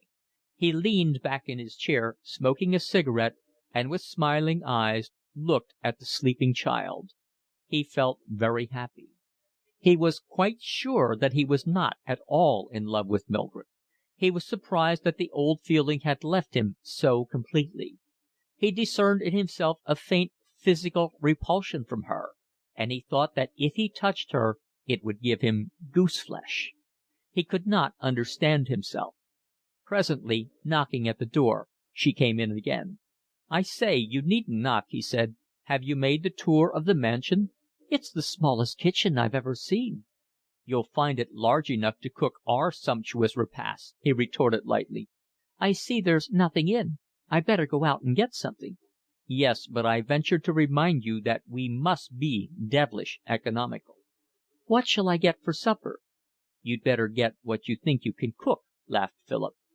He gave her some money and she went out. She came in half an hour later and put her purchases on the table. She was out of breath from climbing the stairs. "I say, you are anaemic," said Philip. "I'll have to dose you with Blaud's pills." "It took me some time to find the shops. I bought some liver. That's tasty, isn't it? And you can't eat much of it, so it's more economical than butcher's meat." There was a gas stove in the kitchen, and when she had put the liver on, Mildred came into the sitting-room to lay the cloth. "Why are you only laying one place?" asked Philip. "Aren't you going to eat anything?" Mildred flushed. "I thought you mightn't like me to have my meals with you." "Why on earth not?" "Well, I'm only a servant, aren't I?" "Don't be an ass. How can you be so silly?" He smiled, but her humility gave him a curious twist in his heart. Poor thing. He remembered what she had been when first he knew her. He hesitated for an instant. "Don't think I'm conferring any benefit on you," he said. "It's simply a business arrangement. I'm giving you board and lodging in return for your work. You don't owe me anything. And there's nothing humiliating to you in it." She did not answer, but tears rolled heavily down her cheeks. Philip knew from his experience at the hospital that women of her class looked upon service as degrading. He could not help feeling a little impatient with her. But he blamed himself, for it was clear that she was tired and ill. He got up and helped her to lay another place at the table. The baby was awake now, and Mildred had prepared some Mellin's food for it. The liver and bacon were ready, and they sat down. For economy's sake, Philip had given up drinking anything but water, but he had in the house a half bottle of whiskey, and he thought a little would do Mildred good. He did his best to make the supper pass cheerfully, but Mildred was subdued and exhausted. When they had finished, she got up to put the baby to bed. "I think you'll do well to turn in early yourself," said Philip. "You look absolute done up." "I think I will after I've washed up." Philip lit his pipe and began to read. It was pleasant to hear somebody moving about in the next room. Sometimes his loneliness had oppressed him. Mildred came in to clear the table, and he heard the clatter of plates as she washed up. Philip smiled as he thought how characteristic it was of her that she should do all that in a black silk dress. But he had work to do, and he brought his book up to the table. He was reading Osler's Medicine, which had recently taken the place in the student's favour of Taylor's work, for many years the textbook most in use. Presently Mildred came in, rolling down her sleeves. Philip gave her a casual glance, but did not move. The occasion was curious, and he felt a little nervous. He feared that Mildred might imagine he was going to make a nuisance of himself, and he did not quite know how without brutality to reassure her. "By the way, I've got a lecture at 9, so I should want breakfast at 8:15. Can you manage that?" "Oh, yes. Why, when I was in Parliament Street I used to catch the 8:12 from Herne Hill every morning." "I hope you'll find your room comfortable. You'll be a different woman to-morrow after a long night in bed." "I suppose you work till late?" "I generally work till about 11 or half past." "I'll say good night, then." "Good night."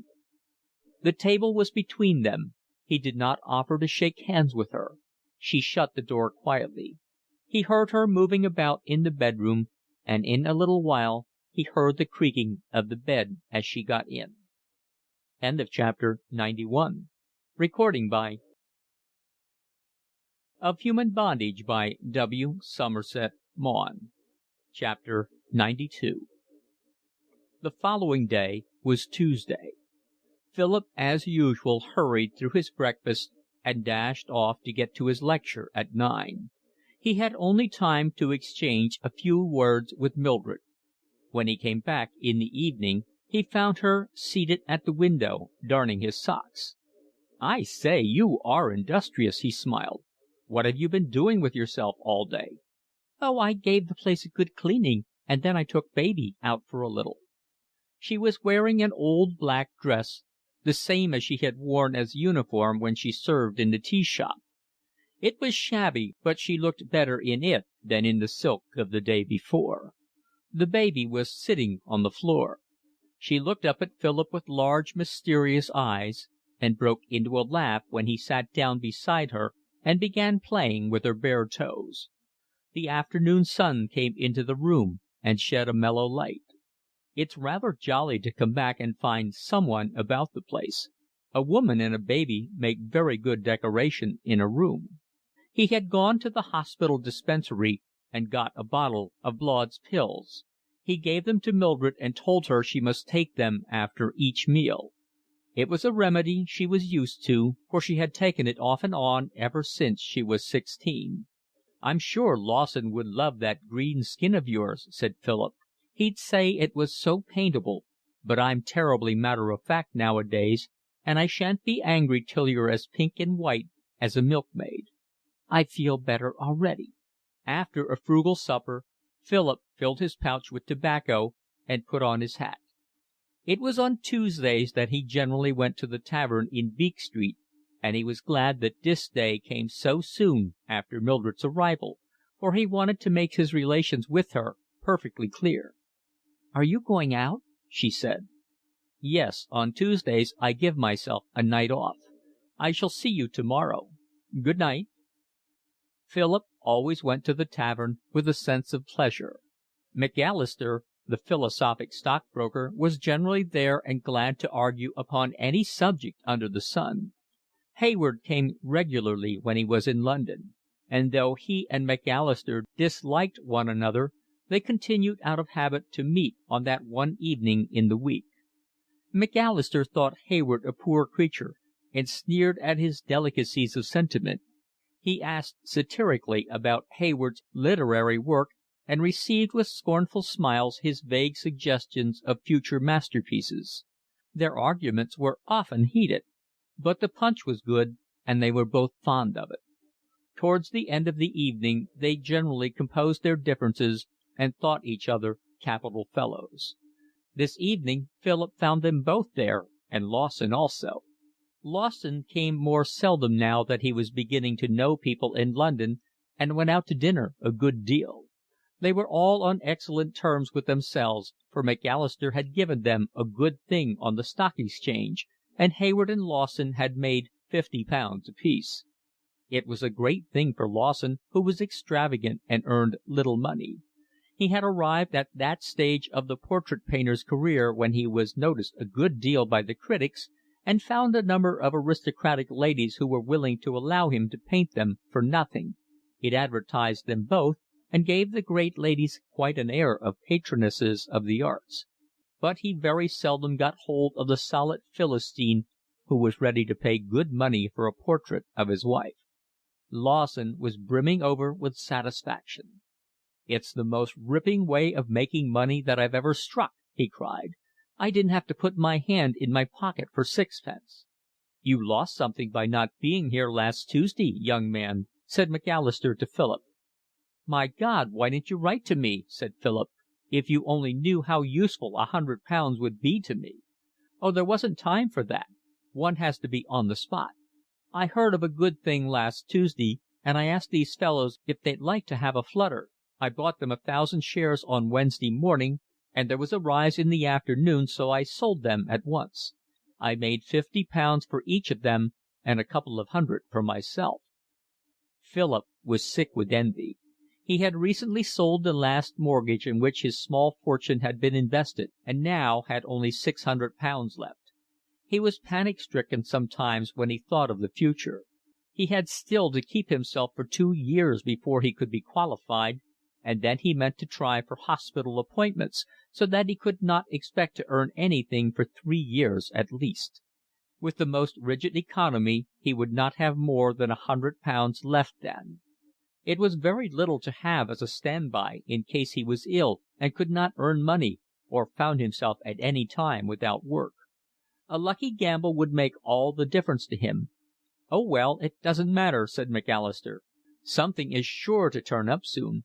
There'll be a boom in South Africans again one of these days, and then I'll see what I can do for you."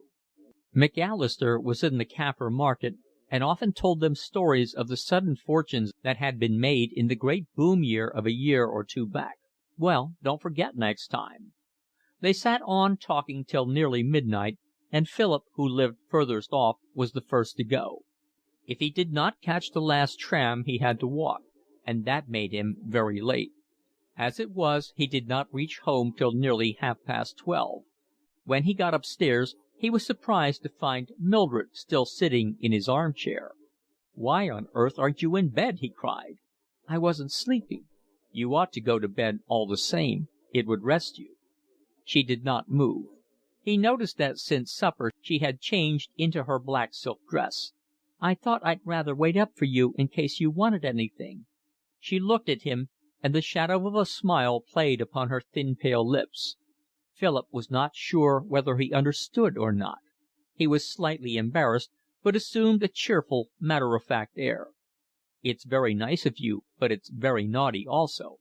Run off to bed as fast as you can, or you won't be able to get up tomorrow morning." "I don't feel like going to bed." "Nonsense," he said coldly. She got up, a little sulkily, and went into her room. He smiled when he heard her lock the door loudly. The next few days passed without incident. Mildred settled down in her new surroundings. When Philip hurried off after breakfast, she had the whole morning to do the housework. They ate very simply, but she liked to take a long time to buy the few things they needed. She could not be bothered to cook anything for her dinner, but made herself some cocoa and ate bread and butter. Then she took the baby out in the go-cart, and when she came in spent the rest of the afternoon in idleness. She was tired out, and it suited her to do so little.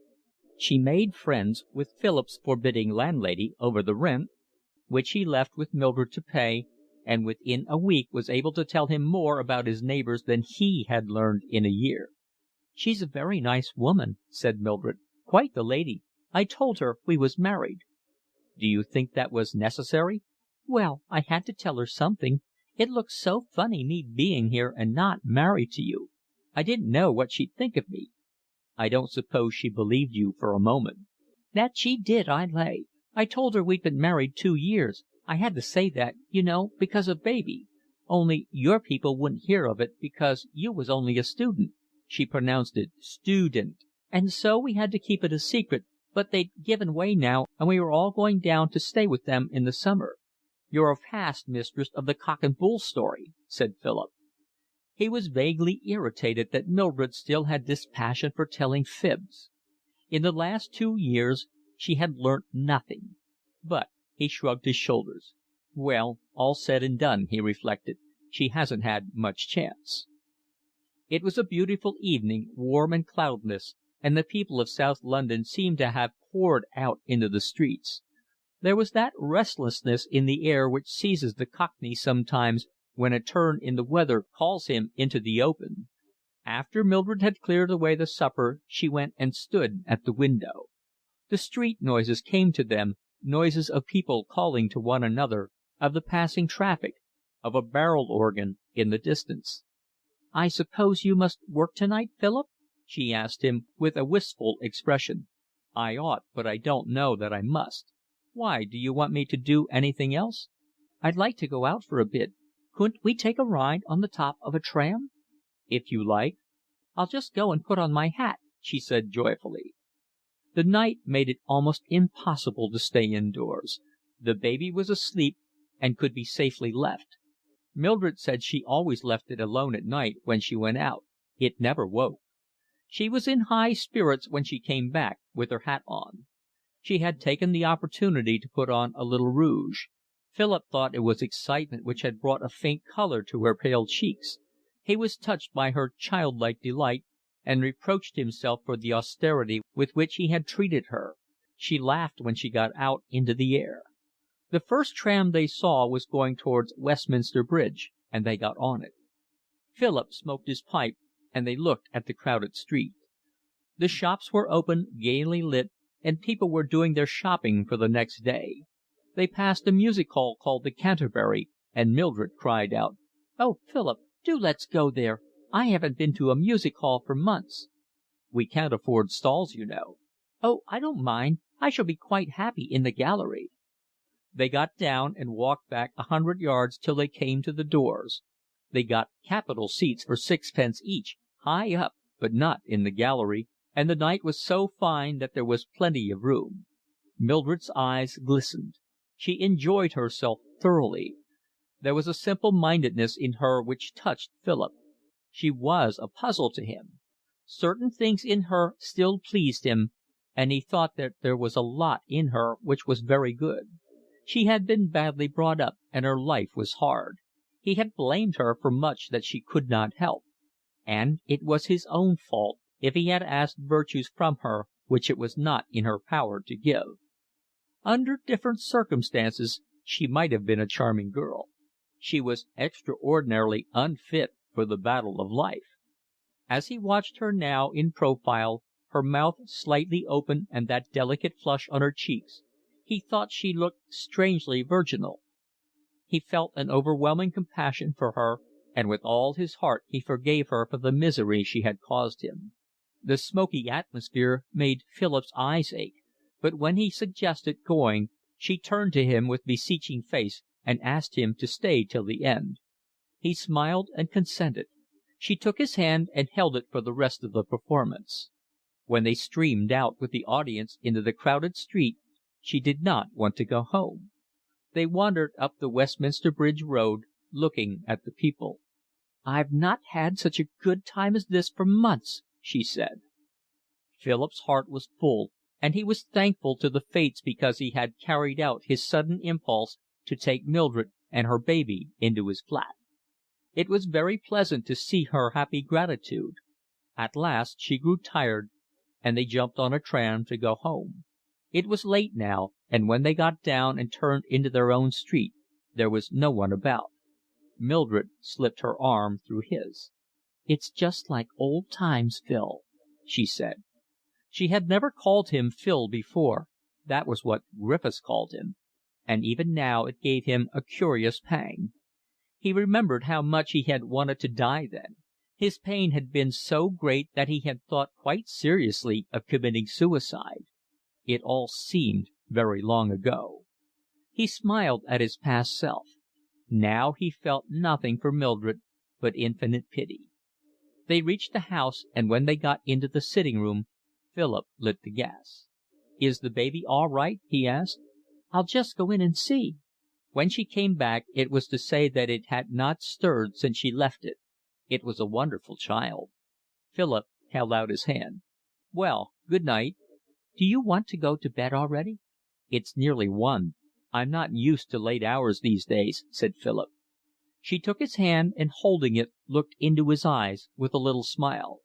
"Phil, the other night in that room, when you asked me to come and stay here, I didn't mean what you thought I meant, when you said you didn't want me to be anything to you except just a cook and that sort of thing.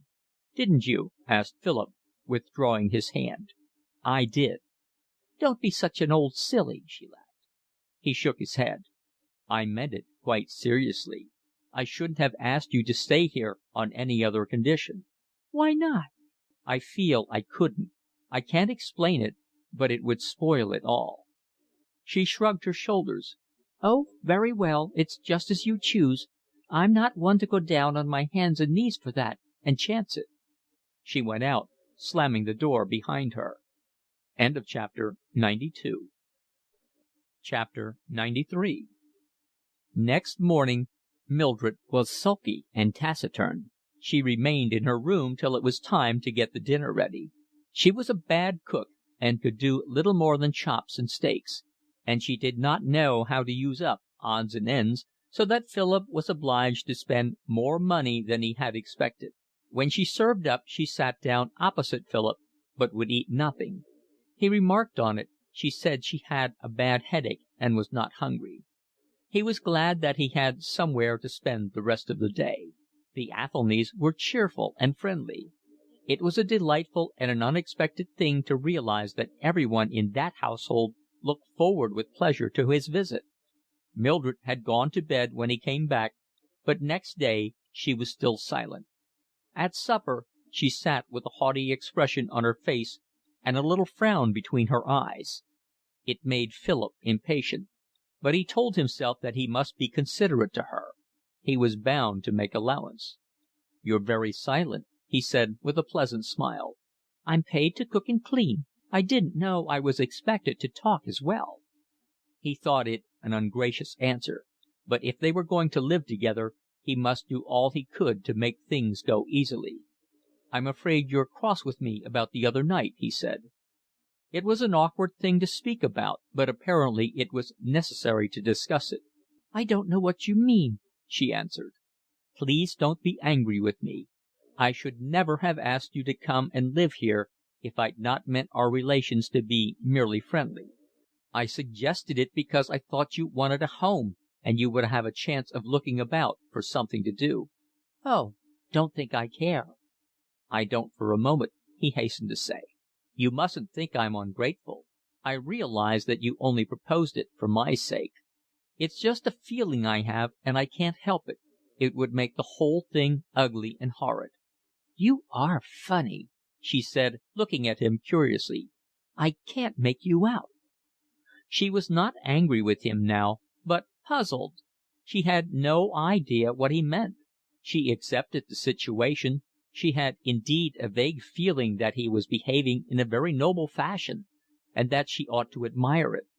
But also she felt inclined to laugh at him and perhaps even to despise him a little. "He's a rum customer," she thought. Life went smoothly enough with them. Philip spent all day at the hospital and worked at home in the evening except when he went to the Athelnys or to the tavern in Beak Street. Once the physician for whom he clerked asked him to a solemn dinner, and 2 or 3 times he went to parties given by fellow students. Mildred accepted the monotony of her life.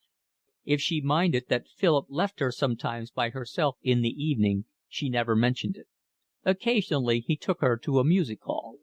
He carried out his intention that the only tie between them should be the domestic service she did in return for board and lodging. She had made up her mind that it was no use trying to get work that summer, and with Philip's approval determined to stay where she was till the autumn. She thought it would be easy to get something to do then. "As far as I'm concerned you can stay on here until you've got a job if it's convenient. The room's there, and the woman who did for me before can come in to look after the baby." He grew very much attached to Mildred's child.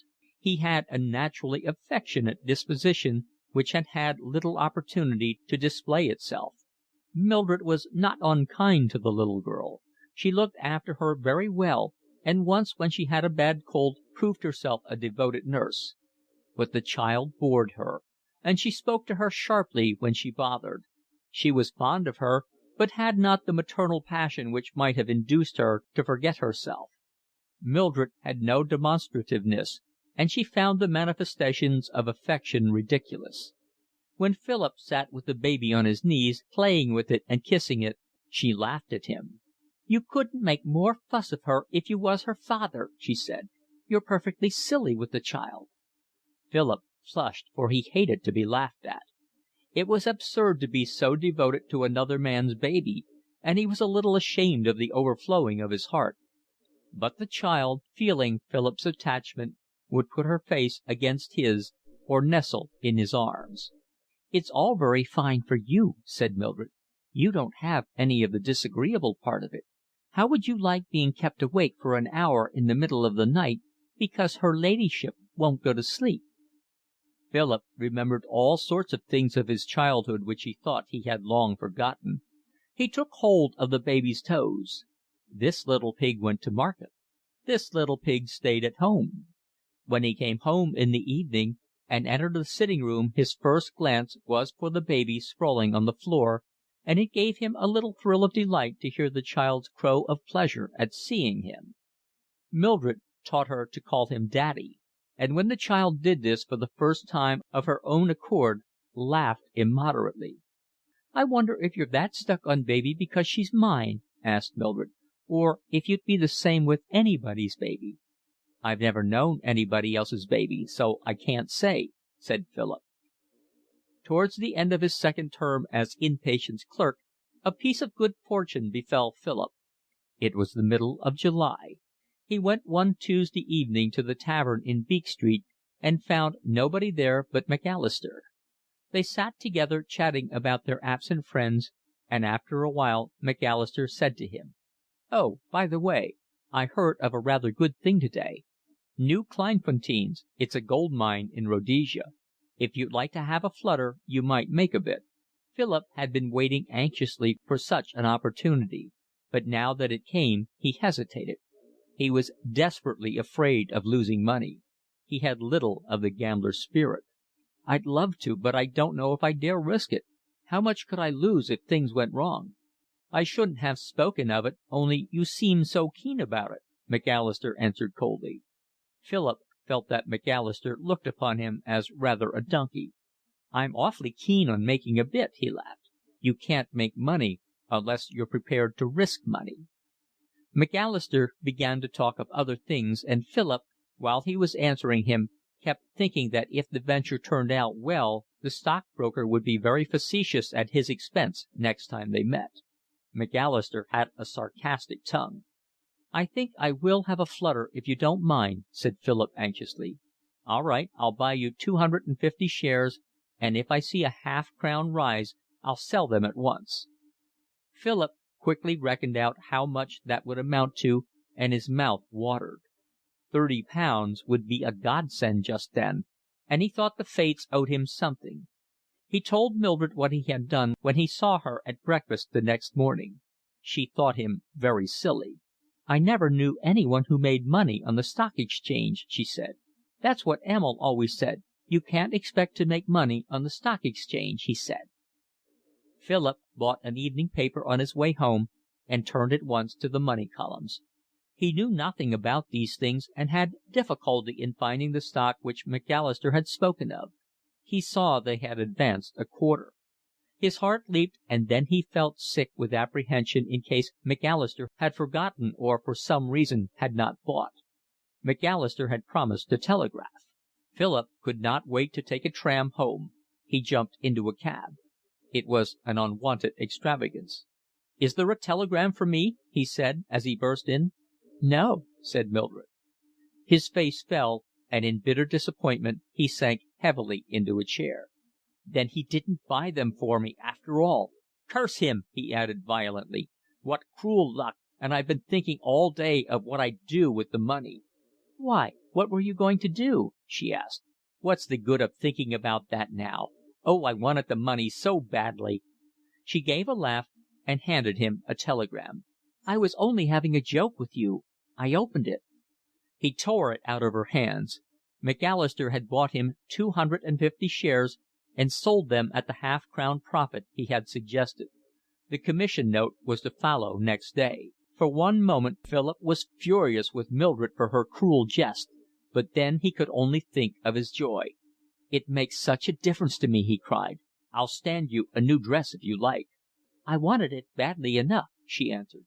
"I'll tell you what I'm going to do. I'm going to be operated upon at the end of July." "Why? Have you got something the matter with you?" she interrupted. It struck her that an illness she did not know might explain what had so much puzzled her. He flushed, for he hated to refer to his deformity. "No, but they think they can do something to my foot. I couldn't spare the time before, and now it doesn't matter so much. I shall start my dressing in October instead of next month.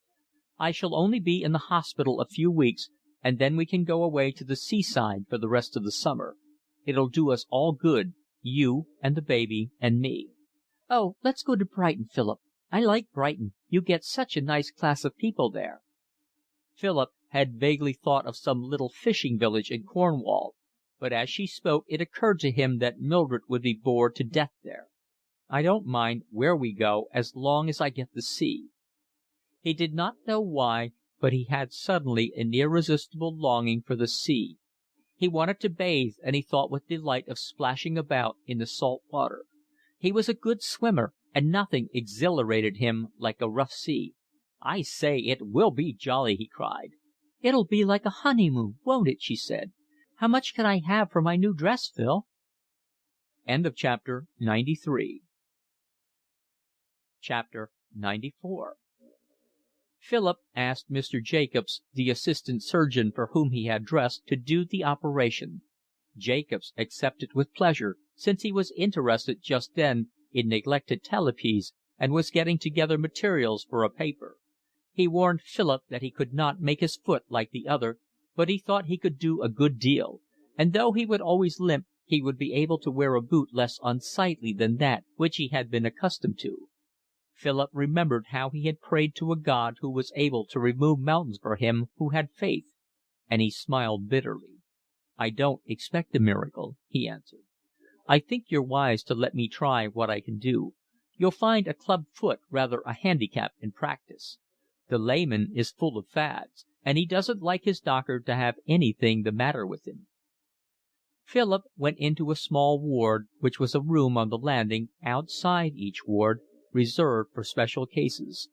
He remained there a month, for the surgeon would not let him go till he could walk, and, bearing the operation very well, he had a pleasant enough time. Lawson and Athelny came to see him, and one day Mrs. Athelny brought two of her children. Students whom he knew looked in now and again to have a chat. Mildred came twice a week. Everyone was very kind to him, and Philip, always surprised when anyone took trouble with him, was touched and grateful. He enjoyed the relief from care. He need not worry there about the future, neither whether his money would last out nor whether he would pass his final examinations, and he could read to his heart's content. He had not been able to read much of late, since Mildred disturbed him. She would make an aimless remark when he was trying to concentrate his attention, and would not be satisfied unless he answered. Whenever he was comfortably settled down with a book, she would want something done and would come to him with a cork she could not draw or a hammer to drive in a nail. They settled to go to Brighton in August. Philip wanted to take lodgings, but Mildred said that she would have to do housekeeping, and it would only be a holiday for her if they went to a boarding house. "I have to see about the food every day at home. I get that sick of it I want a thorough change." Philip agreed, and it happened that Mildred knew of a boarding house at Kemp Town where they would not be charged more than 25 shillings a week each. She arranged with Philip to write about rooms, but when he got back to Kennington he found that she had done nothing. He was irritated. "I shouldn't have thought you had so much to do as all that," he said. "Well, I can't think of everything. It's not my fault if I forget, is it?" Philip was so anxious to get to the sea that he would not wait to communicate with the mistress of the boarding house. "We'll leave the luggage at the station and go to the house and see if they've got rooms. And if they have we can just send an outside porter for our traps." "You can please yourself," said Mildred stiffly. She did not like being reproached, and, retiring huffily into a haughty silence, she sat by listlessly while Philip made the preparations for their departure. The little flat was hot and stuffy under the August sun, and from the road beat up a malodorous sultriness.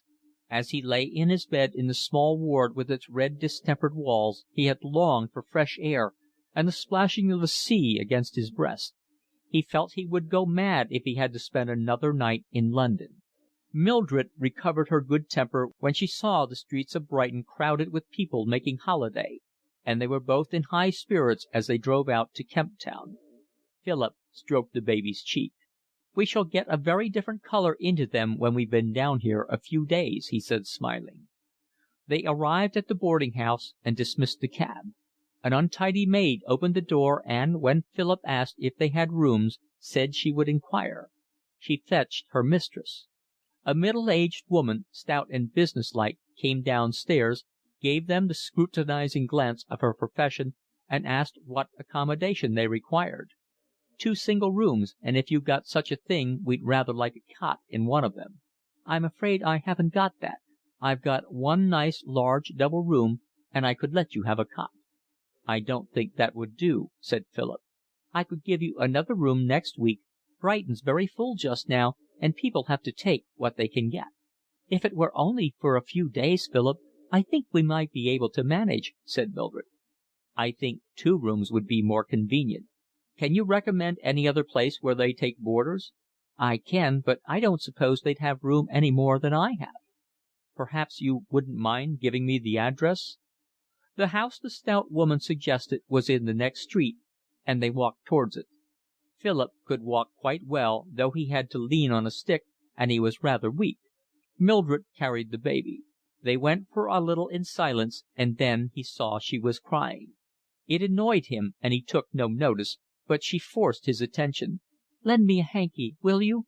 I can't get at mine with baby," she said in a voice strangled with sobs, turning her head away from him. He gave her his handkerchief, but said nothing. She dried her eyes, and as he did not speak, went on. "I might be poisonous." "Please don't make a scene in the street," he said. "It'll look so funny insisting on separate rooms like that. What'll they think of us?" "If they knew the circumstances, I imagine they'd think us surprisingly moral," said Philip. She gave him a sidelong glance. "You're not going to give it away that we're not married?" she asked quickly. "No." "Why won't you live with me as if we were married then?" "My dear, I can't explain. I don't want to humiliate you, but I simply can't. I daresay it's very silly and unreasonable, but it's stronger than I am.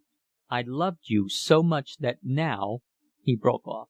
"After all, there's no accounting for that sort of thing." "A fat lot you must have loved me!" she exclaimed. The boarding house to which they had been directed was kept by a bustling maiden lady with shrewd eyes and voluble speech. They could have 1 double room for 25 shillings a week each, and 5 shillings extra for the baby, or they could have 2 single rooms for £1 a week more.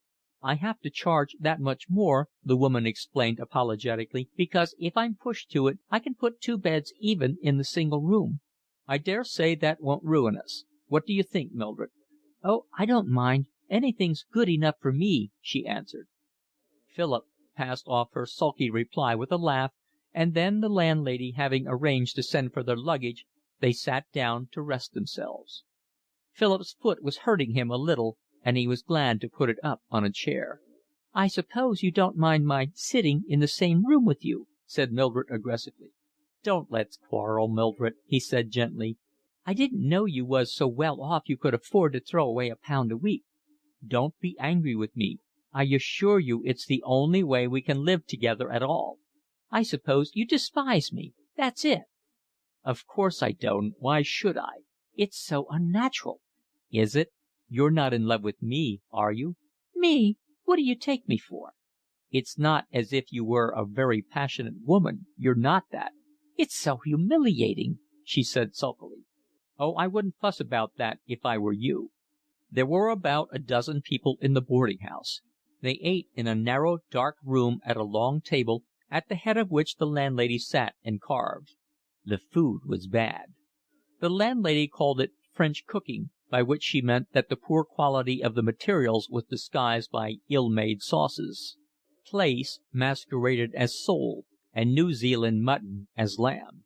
The kitchen was small and inconvenient, so that everything was served up lukewarm. The people were dull and pretentious, old ladies with elderly maiden daughters, funny old bachelors with mincing ways, pale-faced middle-aged clerks with wives who talked of their married daughters and their sons who were in a very good position in the colonies. At table they discussed Miss Corelli's latest novel. Some of them liked Lord Leighton better than Mr. Alma Tadema, and some of them liked Mr. Alma Tadema better than Lord Leighton. Mildred soon told the ladies of her romantic marriage with Philip, and he found himself an object of interest because his family, county people in a very good position, had cut him off with a shilling because he married while he was only a student, and Mildred's father, who had a large place down Devonshire way, wouldn't do anything for them because she had married Philip. That was why they had come to a boarding house and had not a nurse for the baby. But they had to have 2 rooms because they were both used to a good deal of accommodation, and they didn't care to be cramped. The other visitors also had explanations of their presence. One of the single gentlemen generally went to the Metropole for his holiday, but he liked cheerful company, and you couldn't get that at one of those expensive hotels. And the old lady with the middle-aged daughter was having her beautiful house in London done up, and she said to her daughter, "Gwenny, my dear, we must have a cheap holiday this year." And so they had come there, though of course it wasn't at all the kind of thing they were used to. Mildred found them all very superior, and she hated a lot of common, rough people. She liked gentlemen to be gentlemen in every sense of the word. "When people are gentlemen and ladies," she said, "I like them to be gentlemen and ladies." The remark seemed cryptic to Philip, but when he heard her say it 2 or 3 times to different persons and found that it aroused hearty agreement, he came to the conclusion that it was only obscure to his own intelligence. It was the first time that Philip and Mildred had been thrown entirely together. In London he did not see her all day, and when he came home the household affairs, the baby, the neighbours, gave them something to talk about till he settled down to work. Now he spent the whole day with her. After breakfast they went down to the beach. The morning went easily enough with a bath and a stroll along the front. The evening, which they spent on the pier, having put the baby to bed, was tolerable, for there was music to listen to and a constant stream of people to look at. Philip amused himself by imagining who they were and weaving little stories about them. He had got into the habit of answering Mildred's remarks with his mouth only, so that his thoughts remained undisturbed. But the afternoons were long and dreary. They sat on the beach. Mildred said they must get all the benefit they could out of Dr. Brighton, and he could not read because Mildred made observations frequently about things in general. If he paid no attention, she complained. "Oh, leave that silly old book alone. It can't be good for you always reading. You'll addle your brain, that's what you'll do, Philip." "Oh, rot," he answered. "Besides, it's so unsociable." He discovered that it was difficult to talk to her. She had not even the power of attending to what she was herself saying, so that a dog running in front of her or the passing of a man in a loud blazer would call forth a remark, and then she would forget what she had been speaking of. She had a bad memory for names, and it irritated her not to be able to think of them, so that she would pause in the middle of some story to rack her brains. Sometimes she had to give it up, but it often occurred to her afterwards, and when Philip was talking of something she would interrupt him. "Collins, that was it. I knew it would come back to me sometime. Collins, that's the name I couldn't remember." It exasperated him because it showed that she was not listening to anything he said, and yet if he was silent she reproached him for sulkiness. Her mind was of an order that could not deal for 5 minutes with the abstract, and when Philip gave way to his taste for generalising, she very quickly showed that she was bored. Mildred dreamt a great deal, and she had an accurate memory for her dreams, which she would relate every day with prolixity. One morning he received a long letter from Thorpe Athelny. He was taking his holiday in the theatrical way, in which there was much sound sense, which characterised him. He had done the same thing for 10 years. He took his whole family to a hop field in Kent, not far from Mrs. Athelny's home, and they spent 3 weeks hopping. It kept them in the open air, earned them money, much to Mrs. Athelny's satisfaction, and renewed their contact with Mother Earth. It was upon this that Athelny laid stress. The sojourn in the fields gave them a new strength. It was like a magic ceremony by which they renewed their youth and the power of their limbs and the sweetness of their spirit. Philip had heard him say many fantastic, rhetorical, and picturesque things on the subject. Now Athelny invited him to come over for a day. He had certain meditations on Shakespeare and the musical glasses which he desired to impart, and the children were clamouring for a sight of Uncle Philip. Philip read the letter again in the afternoon when he was sitting with Mildred on the beach. He thought of Mrs. Athelny, cheerful mother of many children with her kindly hospitality and her good humour; of Sally, grave for her years, with funny little maternal ways and an air of authority, with her long plait of fair hair and her broad forehead; and then in a bunch of all the others, merry, boisterous, healthy, and handsome. His heart went out to them. There was one quality which they had that he did not remember to have noticed in people before, and that was goodness. It had not occurred to him till now, but it was evidently the beauty of their goodness which attracted him. In theory he did not believe in it. If morality were no more than a matter of convenience, good and evil had no meaning. He did not like to be illogical, but here was simple goodness, natural and without effort, and he thought it beautiful.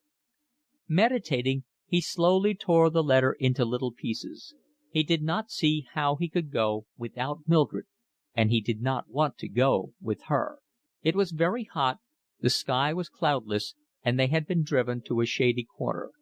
The baby was gravely playing with stones on the beach, and now and then she crawled up to Philip and gave him one to hold, then took it away again and placed it carefully down. She was playing a mysterious and complicated game known only to herself. Mildred was asleep. She lay with her head thrown back and her mouth slightly open. Her legs were stretched out and her boots protruded from her petticoats in a grotesque fashion. His eyes had been resting on her vaguely, but now he looked at her with peculiar attention.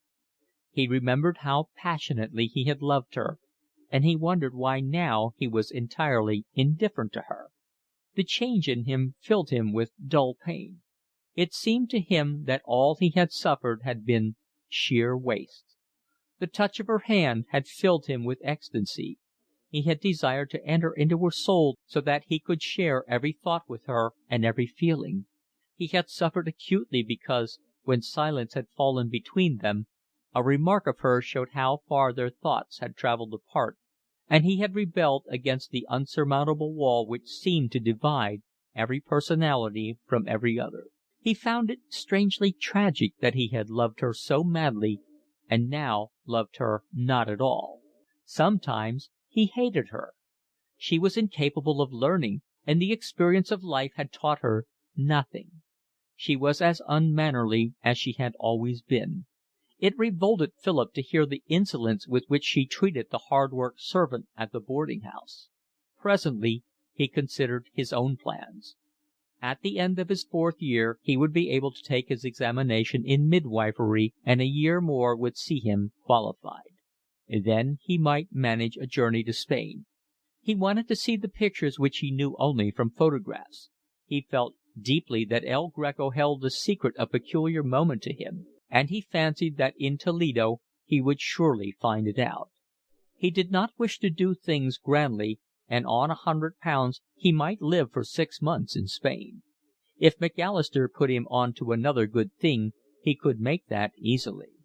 His heart warmed at the thought of those old beautiful cities and the tawny plains of Castile. He was convinced that more might be got out of life than offered itself at present, and he thought that in Spain he could live with greater intensity. It might be possible to practise in one of those old cities. There were a good many foreigners, passing or resident, and he should be able to pick up a living. But that would be much later. First he must get 1 or 2 hospital appointments. They gave experience and made it easy to get jobs afterwards. He wished to get a berth as ship's doctor on one of the large tramps that took things leisurely enough for a man to see something of the places at which they stopped. He wanted to go to the East, and his fancy was rich with pictures of Bangkok and Shanghai and the ports of Japan. He pictured to himself palm trees and skies blue and hot, dark-skinned people, pagodas. The scents of the Orient intoxicated his nostrils. His heart beat with passionate desire for the beauty and the strangeness of the world. Mildred awoke. "I do believe I've been asleep," she said. "Now then, you naughty girl, what have you been doing to yourself? Her dress was clean yesterday, and just look at it now, Philip." Chapter 94